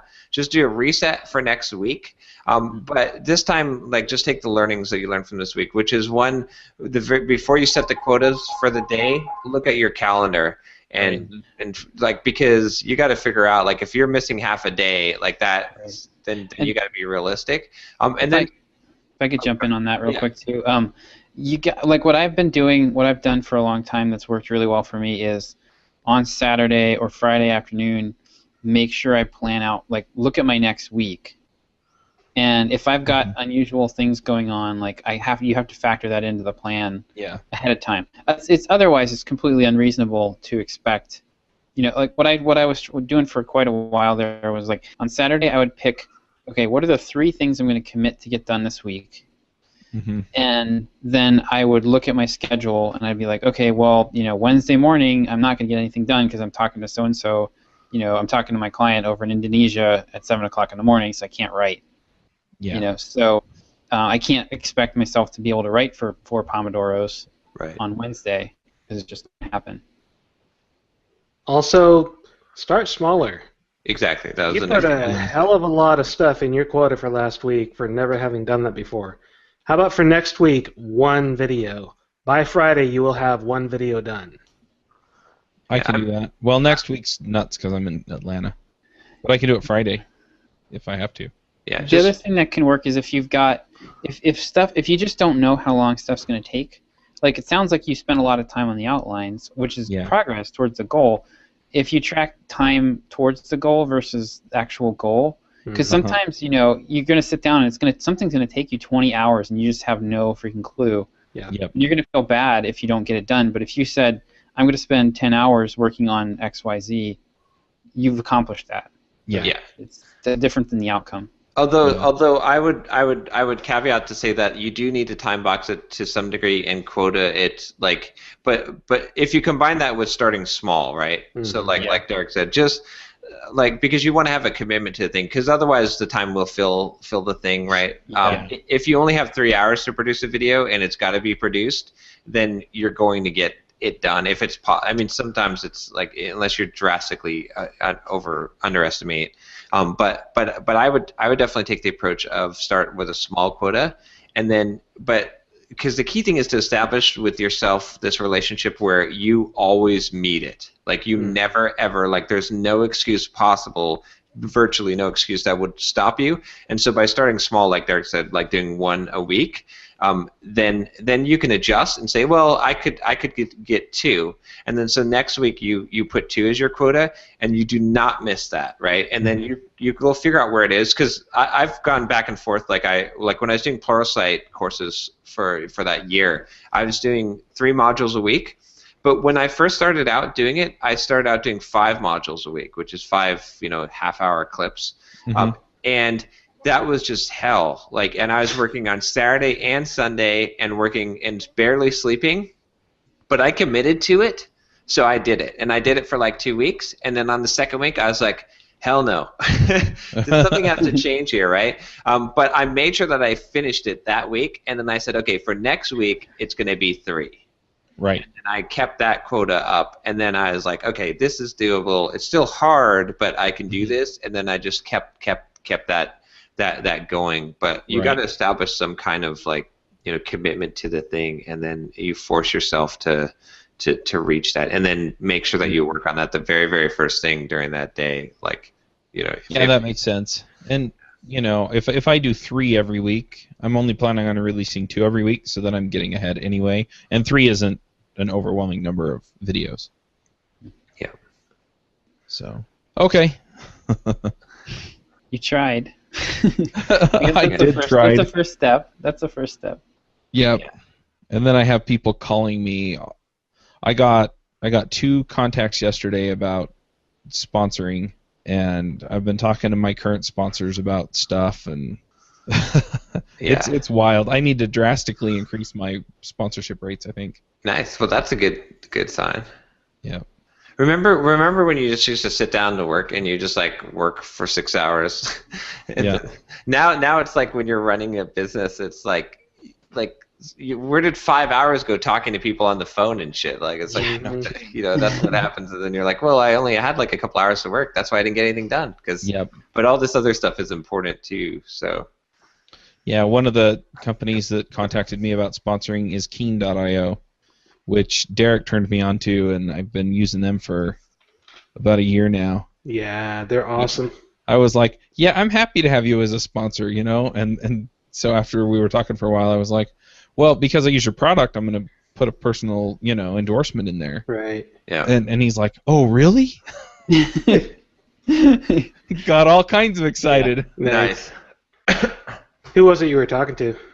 I don't remember off the top of my head. Well, obviously they weren't that important to you. Obviously, jeez. Angelo? Who? What? Angelo. Okay, I don't think I've talked to him yet. But yeah, Keen is pretty awesome company. They keep releasing these epic new features that I keep... Stuff that's really easy to put in place, like on Signal Leaf just this week. They released or they emailed a blog post about query caching. And I've noticed over the last 6 months or so that the queries for the Signal Leaf reports are getting kind of slow for a number of different reasons, most of which are my fault. But I put in the query caching, which took me like 10 minutes, did the deploy, and my queries are like significantly faster now. Oh, nice.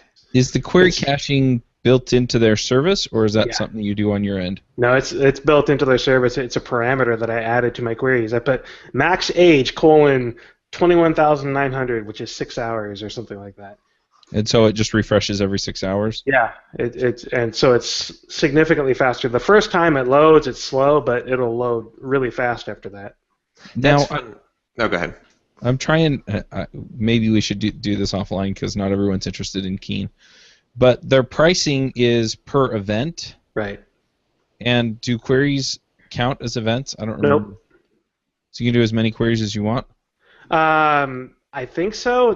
When I first signed up with them, they charged. Their plans had number of events in storage or number of events added per month and number of queries per month.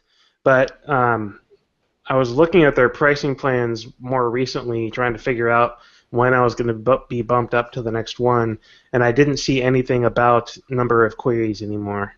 Yeah, all I see is events per month. Yeah, so I think they allow an unlimited number of queries, but I'm doing 1 million events a month at this point. That's the plan I'm at, and yeah, I probably get about 400,000 or 500,000 events. Yeah, which just kind of shows the growth. This is all Signal Leafs too, so it's not anything else that I'm using right now. So 1.02 million in the last month on Keen.io. Yeah, I need to contact them too, unless you know this off the top of your head, but I'm collecting the IP address, like the requester's IP address. Yep. And one of my sponsors asked me for geographic information, so now I'm wondering if I can go back through and update all of the records on those events, or... No, you can't update them. They do have the geolocation stuff built into their service. You formulate that as part of the query. I use it. Signal Leaf, all of the Signal Leaf reports that show the geo information about what country you're in, that all comes from the Keen service directly. So they Derek, will. Is that a Hell's Angel tattoo on your arm there? No, that's too quick. Okay. This one, on the other hand, no. There we go. Yeah. Actually, funny you should mention. Okay, I'm gonna lift my leg up for a second. This tattoo here. Oh man. So that tattoo there was done by a tattoo artist who is a member of one of those biker gangs. Wow. There we go. So there's my tie to the actual biker gang, the tattoo artist. All right, so back to Chuck's question. When I first turned on the geolocation stuff that they provide, which is incredibly simple, you should go do it right now. Yeah, I should. How do I do that? They have an article on it. It's just a part of the query that you pass in with the event. Part of the data structure that you pass in with the event. Okay. I asked them about this directly to see if they could, if I could go back and update all of my existing events, and the answer was no. The API that they provide is write only, and they do that very explicitly for performance reasons. So if you want to go and update all of your existing records, what you have to do is take a dump of your existing event data, which they will do. Take a dump. Take a dump, dude. Go sit on the toilet and just poop it out. So you got to get an export of your existing data from Keen, which they'll do. They have an API for that, or through the website, and then run my own script. Yeah, re-add them. What they recommend doing is adding them to a new collection in their service that has all of the new information that you want, and then once you've reprocessed all of your existing events with the new configuration, then you switch your system over.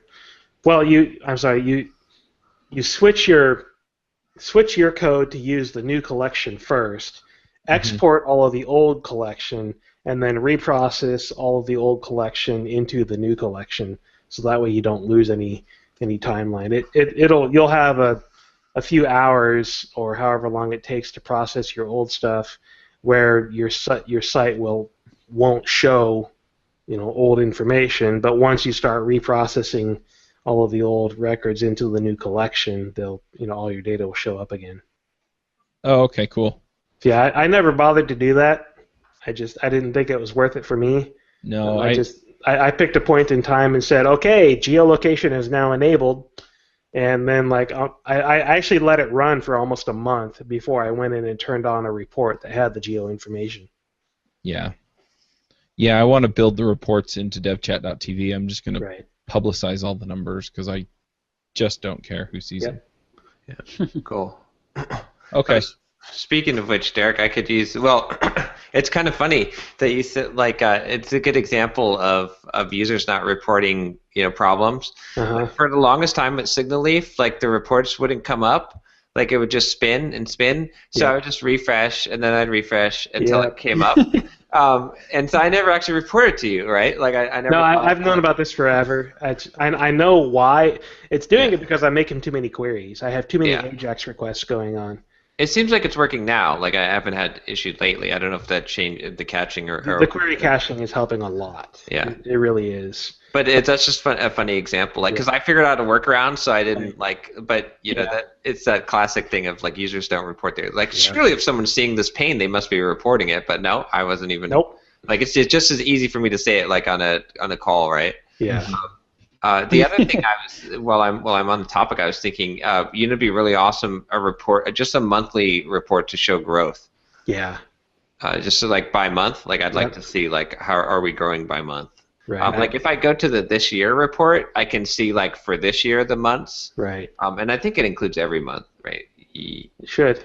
Yeah, it's broken by month, so I can see that. But it'd be cool to have the full.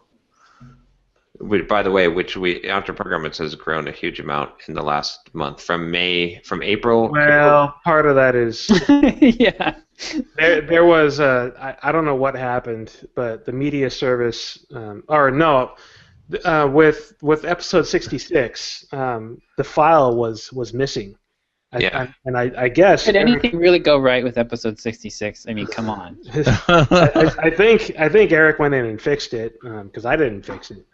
But anyways, it fixed itself, or Eric fixed it for us. But while the file was missing, podcast apps were continuously retrying to download the app. Does that count as a download? It does. I need to fix that. Okay. So we have or we could just downloads. we could just delay the actual release of the file for every episode. Yes, exactly. I'll just have the RSS, and then you'll just retry over and over and inflate numbers. And we will beat Pat Flynn in no time. So do you set when the audio files are released? It's whatever you set the publish date as. Okay. And then the other question I have is our RSS feed tied to that publish date? Are they using the same data? Yes. Or does that come off of the WordPress or whatever? No, we're not using WordPress for the RSS, for the podcast RSS. Yeah, because I know that I usually get the EntreProgrammers episode on Tuesday. Right. And my podcast app was trying to pick it up on Monday. Right. And I think I never actually emailed Eric to ask him, but my guess is what happened is he went in, worked on the episode, set the what he does every week is on Sunday or something. He'll go in Sunday or Monday. He'll go in, upload the episode to Signal Leaf, and set the publish date for Tuesday at 12 a.m. What I think happened is he probably missed the publish date. He selected the wrong day or just forgot to set it or something and hit publish, and so it went out live right away. A whole bunch of people got the RSS feed update really quickly. He realized, I didn't get the date set right, so he went and changed it to the future, which prevented the file from being downloaded. So once he adjusted the publish date to be in the future, Signal Leaf said, I'm not going to allow anybody to have this file because the publish date is in the future. Right. But there were already a whole lot of people that had the RSS feed updated because they had previously received it. He went in and changed it. Now people can't get the file. Mm-hmm. That's kind of what I'm assuming happened based on what I was seeing in people reporting the file missing and things like that. That makes sense. Yeah. I never verified it with him, so it could have been something else. But it's my best guess based on what I saw. Given that he edits these, we're probably going to get an email. Yeah, exactly. He'll like, no, actually, what happened was. No, it's gonna be. He's gonna record like a rogue episode of the show. It's gonna be episode 67.5 where Eric comes out and defends himself. That's the record straight. Well, I've had Mandy make similar mistakes on FeedWrench. Yeah. And it happens. It happens. Yeah. It's really easy to goof it. So. With my production system at my client, it's a scheduling system, and it has the ability to allow you to restart a job that had previously run, or mark it as complete because you know that it doesn't need to run, or a whole bunch of different options like that. And we had this crazy, just insane set of sequences and circumstances that were caused a couple of days ago. That I spent like 4 hours diagnosing the problem to figure out the exact sequence of events, and I had this picture up on our whiteboard in the client office of the exact order of events for these 3 different jobs that were all tied together in order to show what caused this cascade of issues further down the line. And after mapping out the entire sequence of events on the whiteboard, I could point, this right here was when one of our guys went in and marked a job as complete when he shouldn't have. If he had just left it alone, none of the other craziness would have happened, and he would have been able to go to bed. But because this is the guy we're going to fire. Yeah, because he went in and marked that job as complete, this crazy cascade of other things happened, and he had to stay up for like another 4 hours to make sure everything else actually went according to plan. Right. So it happens. It was by design. The way that he did things just happened to do it. It just happened to cause a cascading sequence of failures. These things happen. What are you going to do about it? Well, yep. So on the subject of Signal Leaf again, I've been trying to find time to work on this, and I got to start making time for it again. I've spent an incredible amount of time working on Watch Me Code in the last couple of months, which has finally culminated in a new site design for the homepage and a lot of the other parts of the website. Is it live now? Yeah, it's live. I put it up, got it out there Monday night, Memorial Day night. Sweet. So it's got a new homepage with a new copy and Nice. design I like the and underline. yeah. It really pops. So this is all Momoko from Kantan.io, Kntan.io. Nice. She did all of the user research for me, all of the user interviews, the market research for competitors and analysis, compiled all of this together, and did the actual site design as well, modifying my WordPress theme for me and integrating the changes from her design into the Restrict Content Pro plugin for registration and everything. So if you hit that pricing or join link at the top menu, you'll see the individual and team plans, and then if you click on like the individual plan, that registration form, that's all integrated directly into WordPress and Restrict Content Pro. She did a phenomenal job with this. I'm super duper happy with the way this worked out, and we've got Hotjar in there monitoring traffic and sequences and whatnot of people going through the site, and we're going to be using that data to compare how the site design does now for getting new subscribers and getting people on board versus how it was doing before, and then we're going to also use that to continue tweaking the marketing copy and the flow through the site to get more subscribers signed up. That's great. Yeah, it looks really good. I really like it. Yeah. You should take. Have we talked about this before? Can you take PayPal on your subscription? I do, but I won't. I flat out refuse to use PayPal for subscriptions because of all the problems they cause me. I don't care what your reasoning is. I will not use PayPal for subscriptions. Okay. It just doesn't work good for subscriptions. No, it's terrible for subscriptions. It's Works awful. great for one-time purchases. Yeah. For my bundle sales, I do a lot of bundle sales through PayPal, and I'm okay with that. It works fine, but for subscriptions, it's awful from a user perspective too. I mean, trying to manage them. At least a couple years ago, I actually ended up canceling my Instapaper account. Yeah. Because they were using PayPal, and I had a subscription, and they weren't letting me in. Yep. So it's like, okay. Me as a person who runs a subscription-based website, I have zero control over your subscription, over your payments, over your options. I can't do anything. All I can do is say, go log into your PayPal account, pray that you can find where you are making the payment, and go make a change. Right. Because it's impossible to find on the PayPal website. Me as a subscriber, I've used PayPal to subscribe to things before. It is impossible to find my subscription on their website. Yep. So I flat out, they randomly cancel subscriptions just for no reason. I'm serious, for no reason. We don't like money. Yeah, for no reason, they will cancel somebody's subscription. I've had dozens of emails from subscribers. Why did my subscription cancel? I don't know. Log into your PayPal account and hope and pray they gave you a reason, because PayPal canceled the subscription, not me. Yeah, I've run across a couple of instances where I've actually had vendors where I was paying for a subscription, and I wanted to switch over to credit card, and so when you switch over, they put this big notice on there that says, now you have to go into your PayPal account and find your subscription so you can cancel it, because we can't. Yep. Yeah. And I'm just like, what? It's PayPal. In your case, Derick, it might be because your service is called Watch Me code. Like, PayPal doesn't like porn stuff.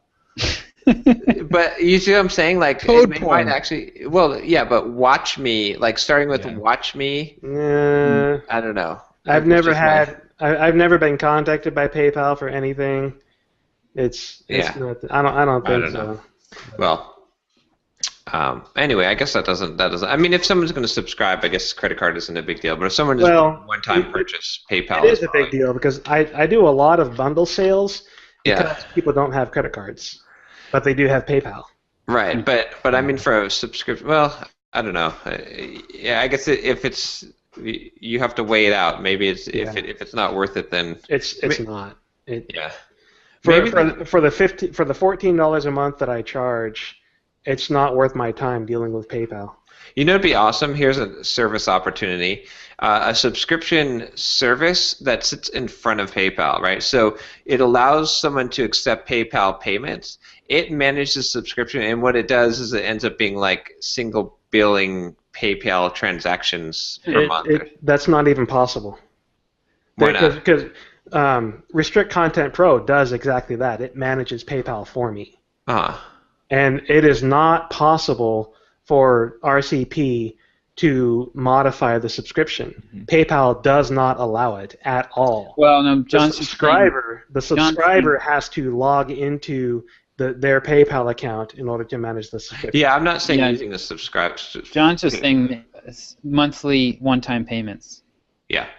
Oh, monthly one-time payments. Which is actually a pretty interesting idea. Allow someone to pay for a subscription service with PayPal, but it does a one-time. Yeah, it does one-time charges every month. Yeah, and it manages that whole thing. I wonder if that would be a violation of the PayPal terms of service, but if not, that'd be brilliant. Yeah, that would be total. Like a lot of people would pay for that. Oh, by the way, Gumroad finally put PayPal in. Oh, nice. Oh, did they? Yeah.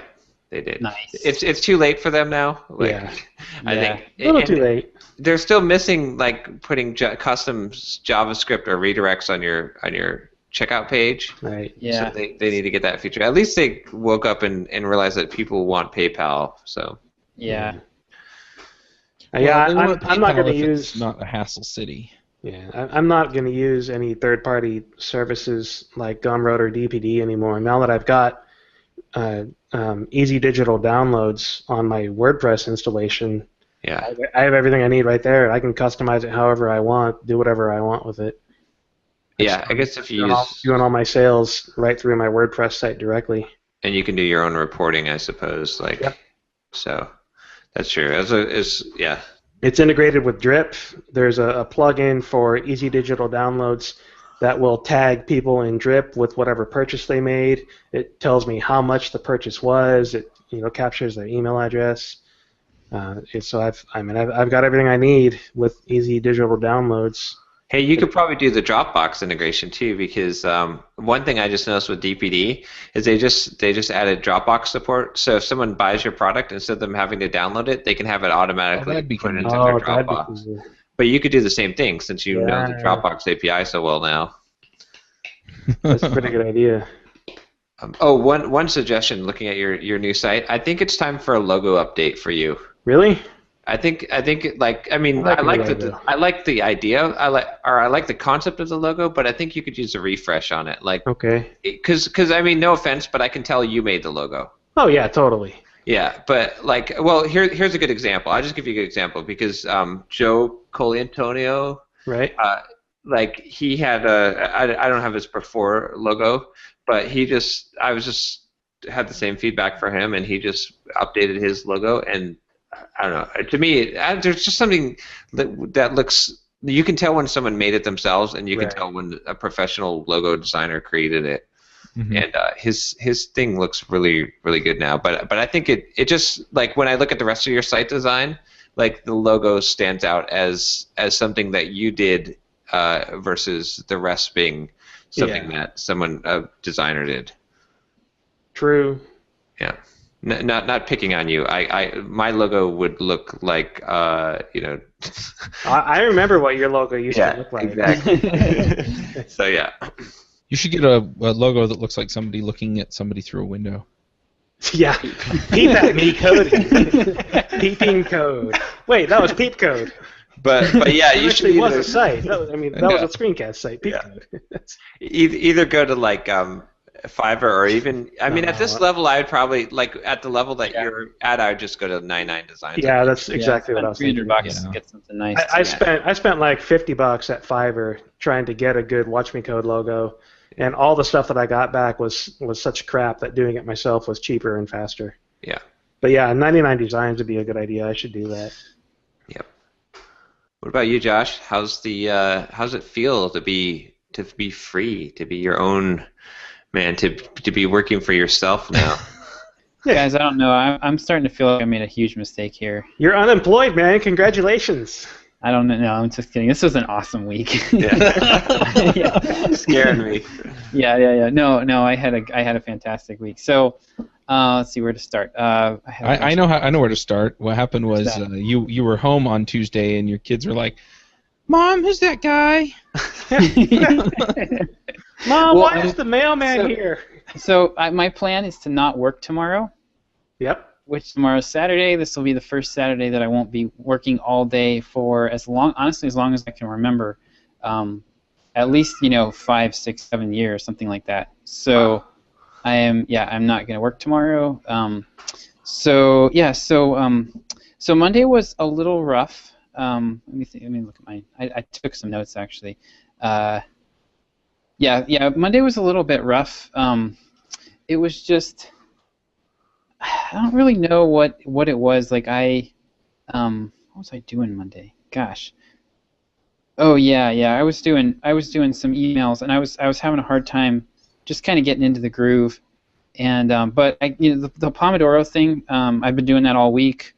Just basically the same thing I was doing every Saturday, and that's really that rhythm has really kept me going all week. So one thing I did is I have Skype and Slack turned off all morning.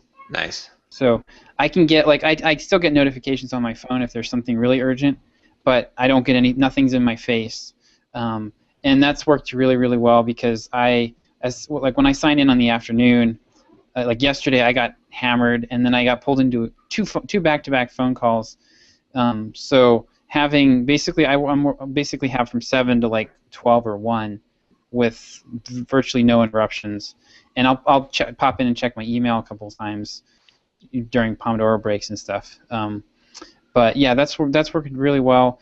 So this week was a little bit kind of tight because I had 3 deadlines because everything had been piling up on me. I had a deadline on a big deadline on Tuesday, another big deadline on Thursday, and then I have a deadline today actually that I need to finish up after this call. So cranking through all that was a little bit rough. The deadline for Thursday was this epically long sales page for that chiropractic client that I'm just so sick of writing for that. Well, and actually the reason why, I've been thinking about this because I'm wondering if I'm going to get bored. How long is it going to take me with clients before I just get bored and I can't stand to write about this anymore? And I realized with the chiropractic client, it's actually not that I'm bored with the topic. It's that I'm bored with the material because I have no access to the client. So I can't go to this guy and say, hey, tell me some stories. Tell me, about your background more. I can't refresh. I can't talk to his coaching clients. What's a good chiropractic prank that you played on someone? That's what you gotta ask him, Hold still, crunch. So I basically was just working with a few blog posts from this guy, and a couple basically his product. I just had to reverse engineer a lot of stuff from his product. So I was just scraping. I felt like I was constantly scraping the bottom of the barrel on that. So that won't be an issue, hopefully, with my own clients. But I had this 4,000 word sales page that I had to write. So it literally just ended up Frankensteining it together from other things that I wrote. I'm just so glad to be done with that. that was not fun. I was having a really hard time. So on Monday I was trying to get started on I had this, basically the last email in the launch sequence for my professional speaking client. And it's I've realized my biggest weakness right now is the straight pitch. If I have to sit down and write a sales page or a straight pitch, my first instinct is story. I'm going to start with a story, which is not always appropriate. And in this case, I just basically had to explain what this product was and why people needed to buy it, because they'd already gotten a bunch of good content leading up to it. And gosh, that's just really hard for me right now. So I'm just going to have to get it out and get used to doing it. But that was Monday, and that was just kind of rough. That was just a rough way to get started. It wasn't a fun thing, but he was really happy with it. So I finished up all 4 emails for him on Monday, and he was really happy. He said, I just completely nailed the last one. So those are going out this week, and we've been linking people to Facebook pages to leave comments, so you can get like a back and forth interaction with people during the launch. And it's actually been really cool because people have been responding and jumping on Facebook and pretty excited about it. So I'm kind of crossing my fingers. I have no idea what to expect when he actually does his launch sequence, because this list is like, well, it's Facebook leads, and they're relatively cold. Like, he's gotten them over like the last 6 weeks. They've come in through Facebook. They've been invited to a webinar. Some of them went, some of them bought, but basically I've got the rest. Everybody who didn't already buy, that's kind of like who I've got to work with here. So we'll see. The launch is going to be next Tuesday. So I'm kind of nervous about that. But he's really happy with the emails. We got really good response from the first email where I basically kind of told his story. It was like very personal, and people were giving him. He was kind of nervous about it. He emailed me after I wrote it, and he's like, he liked it when he first read it, and then he read it again. He's like, I feel like we're focusing too much on me here, and not on the customer's pains and stuff. And I'm like, okay, well, we're telling your story. They want to get where you are, so we're talking about you, but we're really talking about them. Yeah. And he was like, okay, that makes sense. And so people were like responding in Facebook, and they were like, one lady was like, this was such a great blog post. Like, I'm so glad that you sent this out to us. So that was, so he's been happy, and he's talking about working with me now later to do. We'll see how his launch goes. If he doesn't sell anything, he might change his mind. But he wants to work with me some more to do, like, to turn this into like an evergreen kind of funnel, so that he's got people coming in, get several emails, go on a webinar. He sells them, kind of that evergreen. Every week it happens automatically type of thing. So I was nice to get that done on Tuesday, and then what else? So I got I had to negotiate with my running coach client for the retainer deal. Oh yeah. Yeah. How did that go? So I forget when this went down. I think it was Monday. So initially he had just done a $1,000 project with me to write about 10 emails, and we quickly got away from what we had originally planned to do because he realized he couldn't send those emails out till he had some other stuff in place. So it was getting kind of messy. I was like, look, why don't we just talk about a retainer here? You're happy with what I've given you. Let's talk about a retainer. So I have no idea what to charge for a retainer. It's like my first time doing this. So I sit down, so I get my yellow legal pad out, and I'm like, okay, I'm like, all right, like, how much work is this going to be? And I'm kind of estimating out, all right, like, I could. So I guess I was figuring, I was like, well, I guess I'll give him a set amount of work, and I'll give him 2 packages to choose from, and I'll make the first one kind of like a low-end package that gives him, something worthwhile and a discount, and then I'll make an upper package that gives him what I think he really wants and a steeper discount. Yeah. So what I ended up offering him was like 30 emails. I was kind of thinking in units of emails, so like basically like it comes out to like 60 emails is like the math in my head. So 30 actual emails, and then like 2 landing pages and 2 short landing pages. And I was like, okay, well, I think that's about what he's going to need. So what do I charge for that? And so I'm like, I did all the math, and I'm like, well, at my regular prices, that would be about $12,000. And I don't think he's going to go for that. Yeah. So I was like, okay, well, I basically, I was initially thinking, I was like, maybe I could get him to go for like around a $3,000 package. And then I was like, well, maybe 4. I was like, oh, what the heck, 5. Well, yeah. I'll propose 5,000. And then the other package the smaller one was going to be like 3,500. So those were the 2 levels that I proposed. And he's like, he I am back pretty quickly. He's like, that upper package looks pretty good. And then he had like some other questions. He's like, he offered to give me access to some training that he had purchased. So we negotiated back and forth a little bit, and he asked some really a lot of really good questions, like, okay, things I had never thought about, like, oh, rewrites, yeah, like, what if something's not working? So I'm just like, making this all up on the fly. Exactly. Yeah. Well, And that's how you do it, right? I'm like, I'll 2 rewrites. I do two rewrites, up to 2 rewrites. If something's just, completely not working, 2 rewrites. And then he's like, so if I give you access to the training, what will you give me for that? I was like, okay, well, I'll give you $1,000 off the first month. And so he's like, okay. So he's like, all right, yeah. So we ended up, what we did was we rolled that $1,000 that he already paid me into month 1. Yeah. But I've got him he's gonna be paying me $5,000 a month for, it's once I get in the groove of his market, I think it'll be about a week's worth of work every month. Nice. So basically, I have all my bills paid for basically 5 solid days worth of writing. Mm-hmm. Nice. So and I'm sure it'll end up being more work than that, but that I was pretty happy. Well, that's good. I mean, that's awesome. And you got to start somewhere and figure this out, right? And then, you'll see, and then when you have your next client, you'll have a better idea of how to price it and how many rewrites and all this stuff. But this is at least you're even if this took you 3 weeks out of the month, it would still be worth, you have guaranteed income coming in to do and learn. Yeah. And it's an evolution process. And this client, I'd be happy to work exclusively with this guy for a while because he's got all the cool tools. I mean, he's switching over to Infusionsoft for his software. So he's given me access to his entire business basically, other than his bank account. I don't have access to his bank account, but he's given me access to Infusionsoft, a bunch of training that he's purchased, all of his products, ClickFunnels, which is really cool.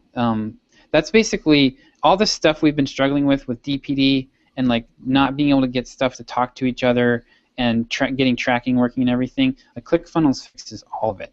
It's basically optimized press, but it's the whole sales funnel. So landing pages, thank you pages, the whole sales funnel is all in one place right there. It's a pretty sweet product. Is that a WordPress plugin or is that something? No, it's kind of like Lead Pages. It's a competitor to Lead Pages basically. Okay. I'm not sure what the pricing is. I haven't looked into it, but so I get to learn to use that. This is going to be definitely the most extensive marketing machine that I'll have time or have an opportunity to see for a while because they're dumping serious money into this. They hired a guy for $6,000 or $7,000 to come in just to do Google Analytics for them to really get everything set up right. And it was funny is after I negotiated with this guy, I realized he was showing me around some of his accounts, and he was like, "Oh yeah, that product right there, you can ignore that. That's for my negotiation product." So he's like, this guy actually sells info products on negotiation. Nice. I'm really glad I didn't know going in because that would have been very intimidating. Yeah. So that's why he was asking for. He did a good job asking for concessions and kind of going back and forth with it. But so I'm getting ideas just from working with this guy that I'm already using with my other clients. Nice. And they're a great client too because he's really sharp. The product itself is great. People are thrilled with it, and he really values my input on stuff. This was funny. So one of the problems with his product is that it's all about prevention. It's injury prevention, and prevention is very difficult to sell. Mm-hmm. You always want to be selling a cure for pain, not preventing future pain. And so I was kind of thrashing how are we gonna handle this issue, because it's the whole thing is set up this way. And so I went to bed, and I literally had an idea. You ever have one of those ideas where you dream something and then you wake up and you're like, that was amazing, and then you 10 minutes later you're like, wait, no, that was not amazing at all. Yeah. Well, this was actually a good idea. So my idea was I realized that we could do a bunch of little tripwire products for him, where we take his big product and we break it down and we refocus it. So instead of focusing on injury prevention for your whole body, it's you have knee pain, let's fix that. And you kind of branch out and you end up doing stuff with like your hips and your back and shoulders and everything too. But the focus is on like, let's fix your knee. Your knee hurts right now. So I proposed this, and they're really excited about it. They love it. So they're actually shooting videos for it already. Nice. So we'll be rolling some of that stuff out pretty soon. That's a good idea. So it'd be kind of like, okay, so your knee hurts. Let's fix your knee. And by the way, the same crap can happen to your back. So yes, yeah, exactly. So this is why you need to buy this product, is because remember how painful that knee problem was that we finally fixed? Like, now you need to stop this from happening. Yeah. Well, so we can, and people will actually see, like with his stuff, people see a difference within like a week. It's like all mobility work, so you're opening up your joints, and it's not like stretching. It's like, your hips are tight, and so your back is out of alignment when you're running, and so your arms, your chest collapses. It's like it's all connected. Yeah. And so he kind of helps you start to fix all the different pieces, and people notice the difference like really fast within like a week. So we can give them that quick win, draw them in with the pain, give them that quick win, and then upsell them to this mid-level stuff. Yeah, it seems like you could also market like amateur athletes. Mm-hmm. Talking about that, where they don't have a trainer, they don't have somebody who's saying, look, you gotta, change the way that you deal with your posture. The other thing, though, is that it seems like a product similar to, say, a timeshare, where they're not sitting you down and saying you're basically prepaying your hotel. No, what they sell you on is future vacations, and so you sell people on this is going to make your quality of life better down the road, and so then you paint the picture of them spending time with their grandkids, and you paint the picture of them spending time with the kids, and you could go out and be the football coach or the hero or whatever it is that you want to be, and and so that's what we're selling you. We're selling you the future you want over the future that you'll have. Yeah, exactly. Not that you'll have to keep your job and keep working extra hours so that you can pay for the timeshare for the rest of your life. Timeshares are a total ripoff, but that's a different. This is better than a timeshare. There we go. That's a great slogan. This is better than a timeshare. This is better than a ripoff. This is better. This product is better than getting kicked in the nuts.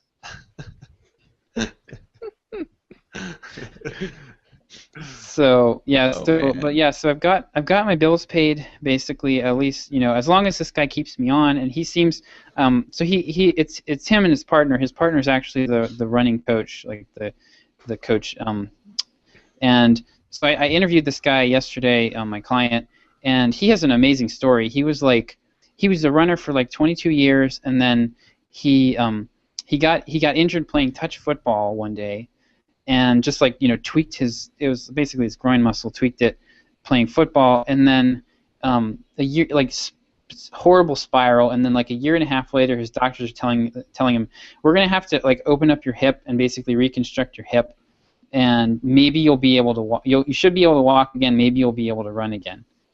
And then he goes to this coach who he just happened to meet. He was next door to his physical therapist. Happens to meet this guy, and then within 3 months he's back out on the road. He's entering triathlons again. And nice. So yeah, they're pretty sharp group. But they're both they both have felt like my writing's been spot on for them. The one guy told me that it was capturing the authoritative voice that they wanted to have without sounding too salesy. So I think I'm adjusting. But yeah, I'm actually really enjoying the kind of fitness market. So we'll see. Running actually could become I could end up. That could, if I like it, I could end up. There's enough. It's a big enough market that I could actually specialize in it. Yeah. So one of the biggest direct marketing companies in the world is Rodale, who puts out Men's Health and Prevention Magazine. They put out Runner's World. So they're very savvy. They hire a lot of copywriters. So if I do enough work with running, who knows? I could end up, doing some work with one of the bigger companies. So I also had a really good meeting with.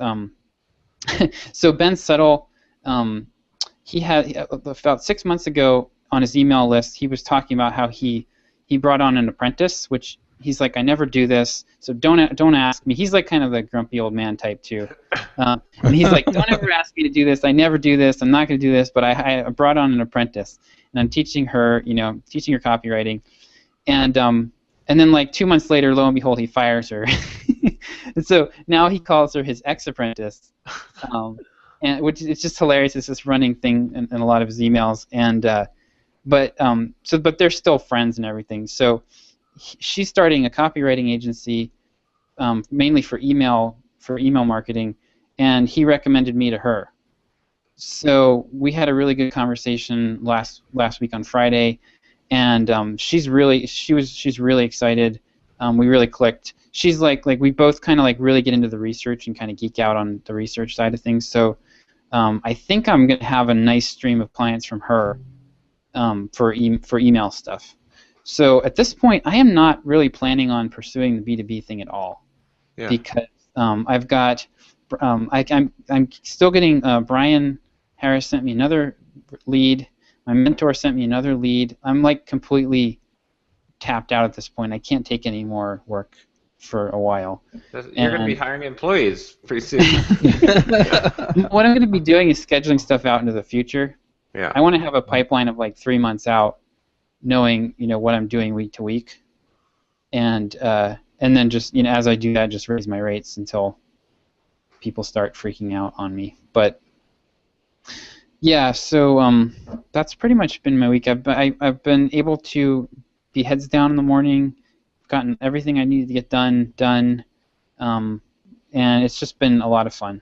So I'm still working like 7:30 or 7 o'clock to 5:30, so it's still kind of a long day. This week though should be about as bad as it gets, because I had 3 deadlines that were all backed up from having the 9 to 5. So and I also I did start doing my morning emails that I was telling you guys about, the writing an email a day. Yeah. And time boxing it to 1 pomodoro, which has been very useful. Because like I can watch the clock and go, okay, like we were talking about, like, okay, 5 minutes left, need to write the ending, and I did that every day this week, 5 emails. They weren't awesome, like there was some good stuff there, but I got them all done. I'm gonna try it for like a month, and if I like it, I'm gonna tell my list, like, hey, this is what I'm doing now. Here's the link. If you want to just get them once a week, here's an RSS link. Otherwise, you're going to be getting emails every day. So. Cool. Yeah, I'm glad to hear that worked out. So. Yeah, and it's fun. Like it actually, like it's great because I can just write about stuff that I'm actually working on. So. Yeah.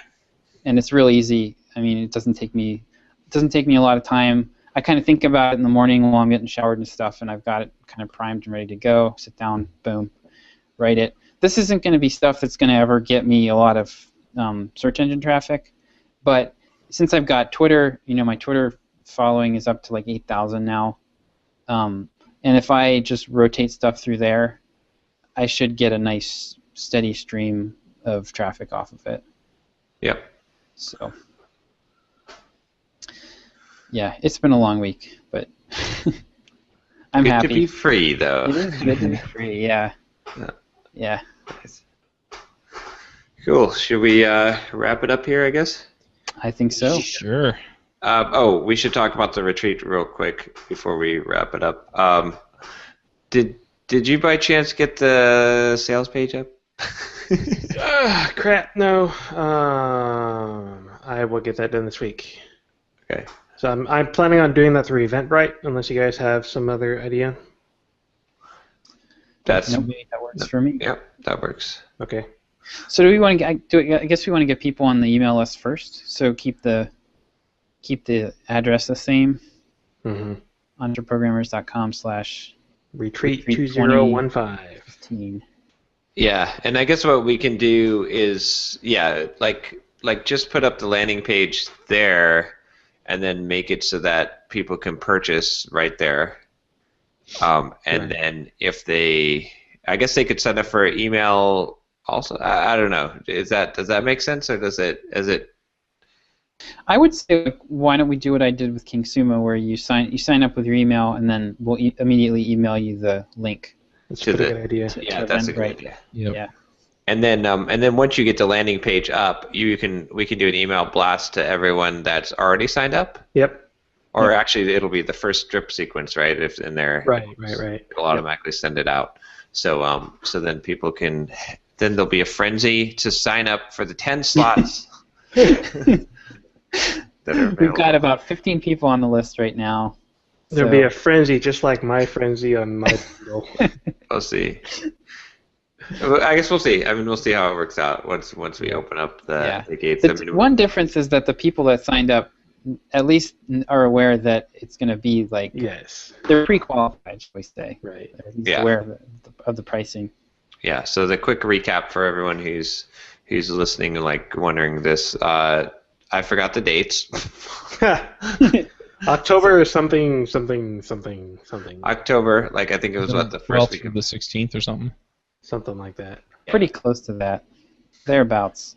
The official dates are. Oh wait a minute! Don't we have EntreProgrammers Retreat 20? Or does that not have it on there? I think isn't that just a drip page?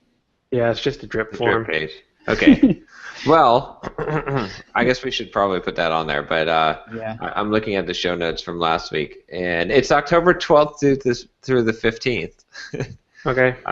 $1,200 a person, 10 slots available. Go to EntreProgrammer.com/retreat 2015. So, and if we get enough signups, then we will do it. If we don't get enough, then we will just refund everyone your money back. So don't worry about that. And yep, I think that's it. Cool. And hopefully we get enough signups so we can all go to Mexico because that would be fun. So. Yay! All right. I almost forgot our thoughts. Our thoughts for the day, which I never prepare. Yeah, I should have. I've got a thought for the day, which would be Chuck's sending the Airbnb.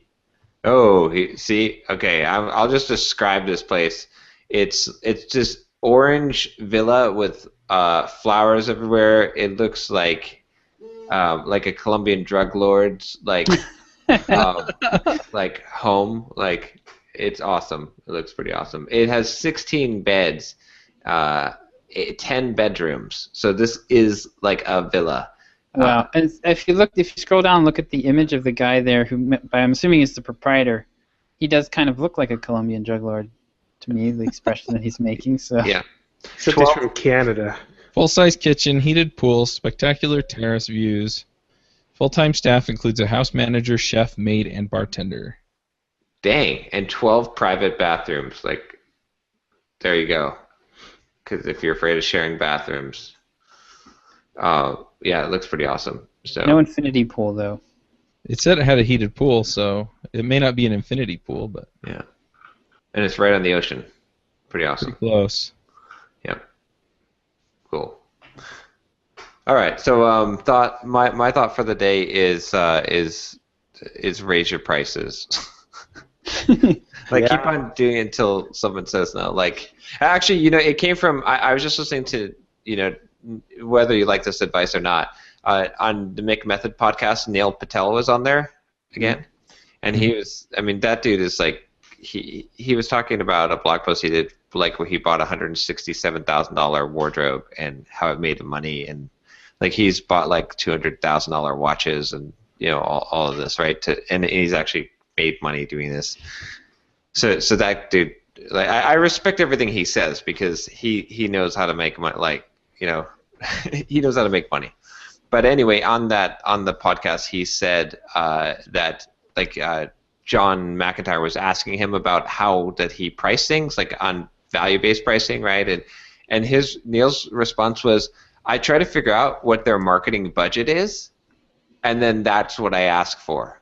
And John was like, wait a minute. I mean, don't you figure out based on how much money you're going to make them, like what percentage, like a standard percentage you charge? And he's like, no, I just do the research and I ask them how much money they have to spend on marketing, and then that's what I ask them for. And I was like, well, that's not saying that you always have to do that, but it's I think a lot of times we under ask, like we don't realize like that if someone has a budget to spend this amount and you're offering a service that's going to fulfill that, like you should probably charge as much as you can. How much money do you have to spend on software development?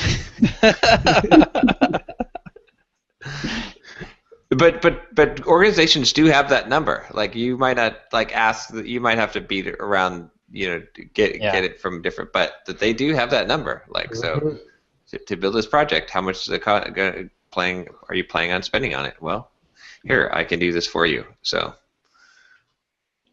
don't underprice yourself. That's my tip for the day. Thought for the day. Yes.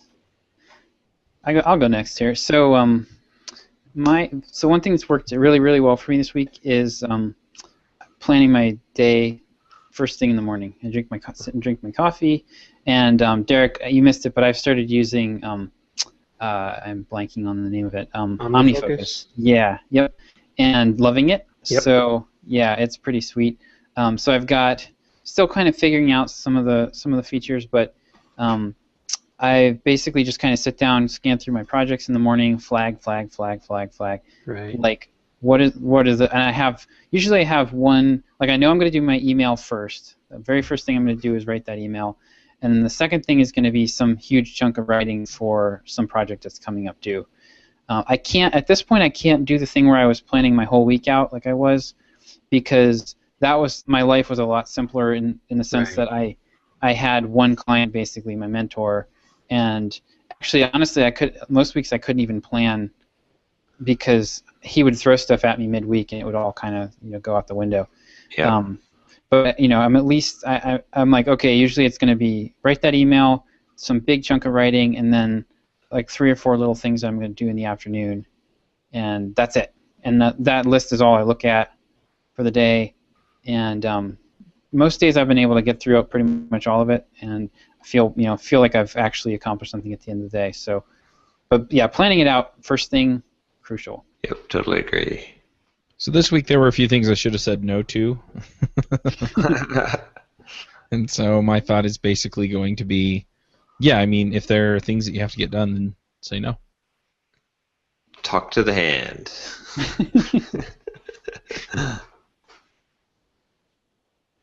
I should have something meaningful to say, but I don't. Clean your damn office. That's right? Well, okay, there we go. Simplify. John talks about it all the time. I talk about that in software development all the time, how we need to simplify things. And this week has actually been really nice sitting in my office with my office being clean. So your professional life is directly affected by your surroundings, and if you are like me and you have this giant cluttered mess in your office and on your desk, it can be mentally taxing. So clean up, get rid of stuff, throw things out. I've given away 4 boxes of toys, thrown out a ton of garbage, and shelved and organized, some things that were actually important that had been sitting behind me for a really long time. And it's really nice having my office back. Decluttering, cleaning up, and simplifying the things around me that are not even my actual work has been really nice and relaxing for my actual work. Yep, I totally agree with that too. Yeah, just now I have feel bads. Your environment does affect your mental state. It does. It really does. Yeah, for me, ever since I've been working from home, getting up, showering, shaving, I don't think I've ever worked in my pajamas. Because for me, I can't do like that mental. I need to make that mental shift. I'm wearing jeans and not khakis or something, but if I don't feel like a human being, I can't work. Yeah. Cool. All right. Well, I will be coming at you guys next week, hopefully from Paris. Yep. From Paris, and I'll be getting ready to go to Berlin, I think, the next day. So, here's a quick thing, also just for because I discovered this little tip for you guys. If you are going to an airport, right? Because this is always the problem, right? It's like dropping off cars and getting rides and taxi. What do you do? Uber or whatever. One option that I just discovered was I'm renting a car tonight, and I'm dropping it off at the airport because I'm going to the Orlando airport. Right? I'm dropping it off tomorrow. $15. Oh, there you go. For the rental, and then $30 drop-off fee. So I'm going to be able to shuttle my whole family. Don't have to wait for a taxi. Don't have to time rides. Don't have to ask someone to drive me an hour and a half to the airport and back. Right? I could just rent the car. Makes perfect sense. So I don't know why I didn't think of that earlier, because I've been in this situation multiple times, and it's So anyway, this one, I guess, because it's an hour and a half to the airport, because I'm going to a different airport. But you're probably in a different mental state too, because you're actually going to be gone for 3 months. Yeah. So you didn't want to leave a car in long-term parking for 3 months. Exactly. Yeah. It would be on cinder blocks when you come back. Be in the impound. That would just be the frame. Rats nesting in the upholstery. Right, exactly. But I mean, the other option was having a taxi or having someone give me a ride. Like a taxi would probably cost like $100. This is actually cheaper, and I can drive myself. So, anyway. Sweet. All right. See you guys next week. Yep. Yeah. Bye-bye. Bye. Wanna start a business, but you just know how to code. Listen to John, Josh, and Derick as we figure it out. We are the EntreProgrammers, and we'll teach you straight up.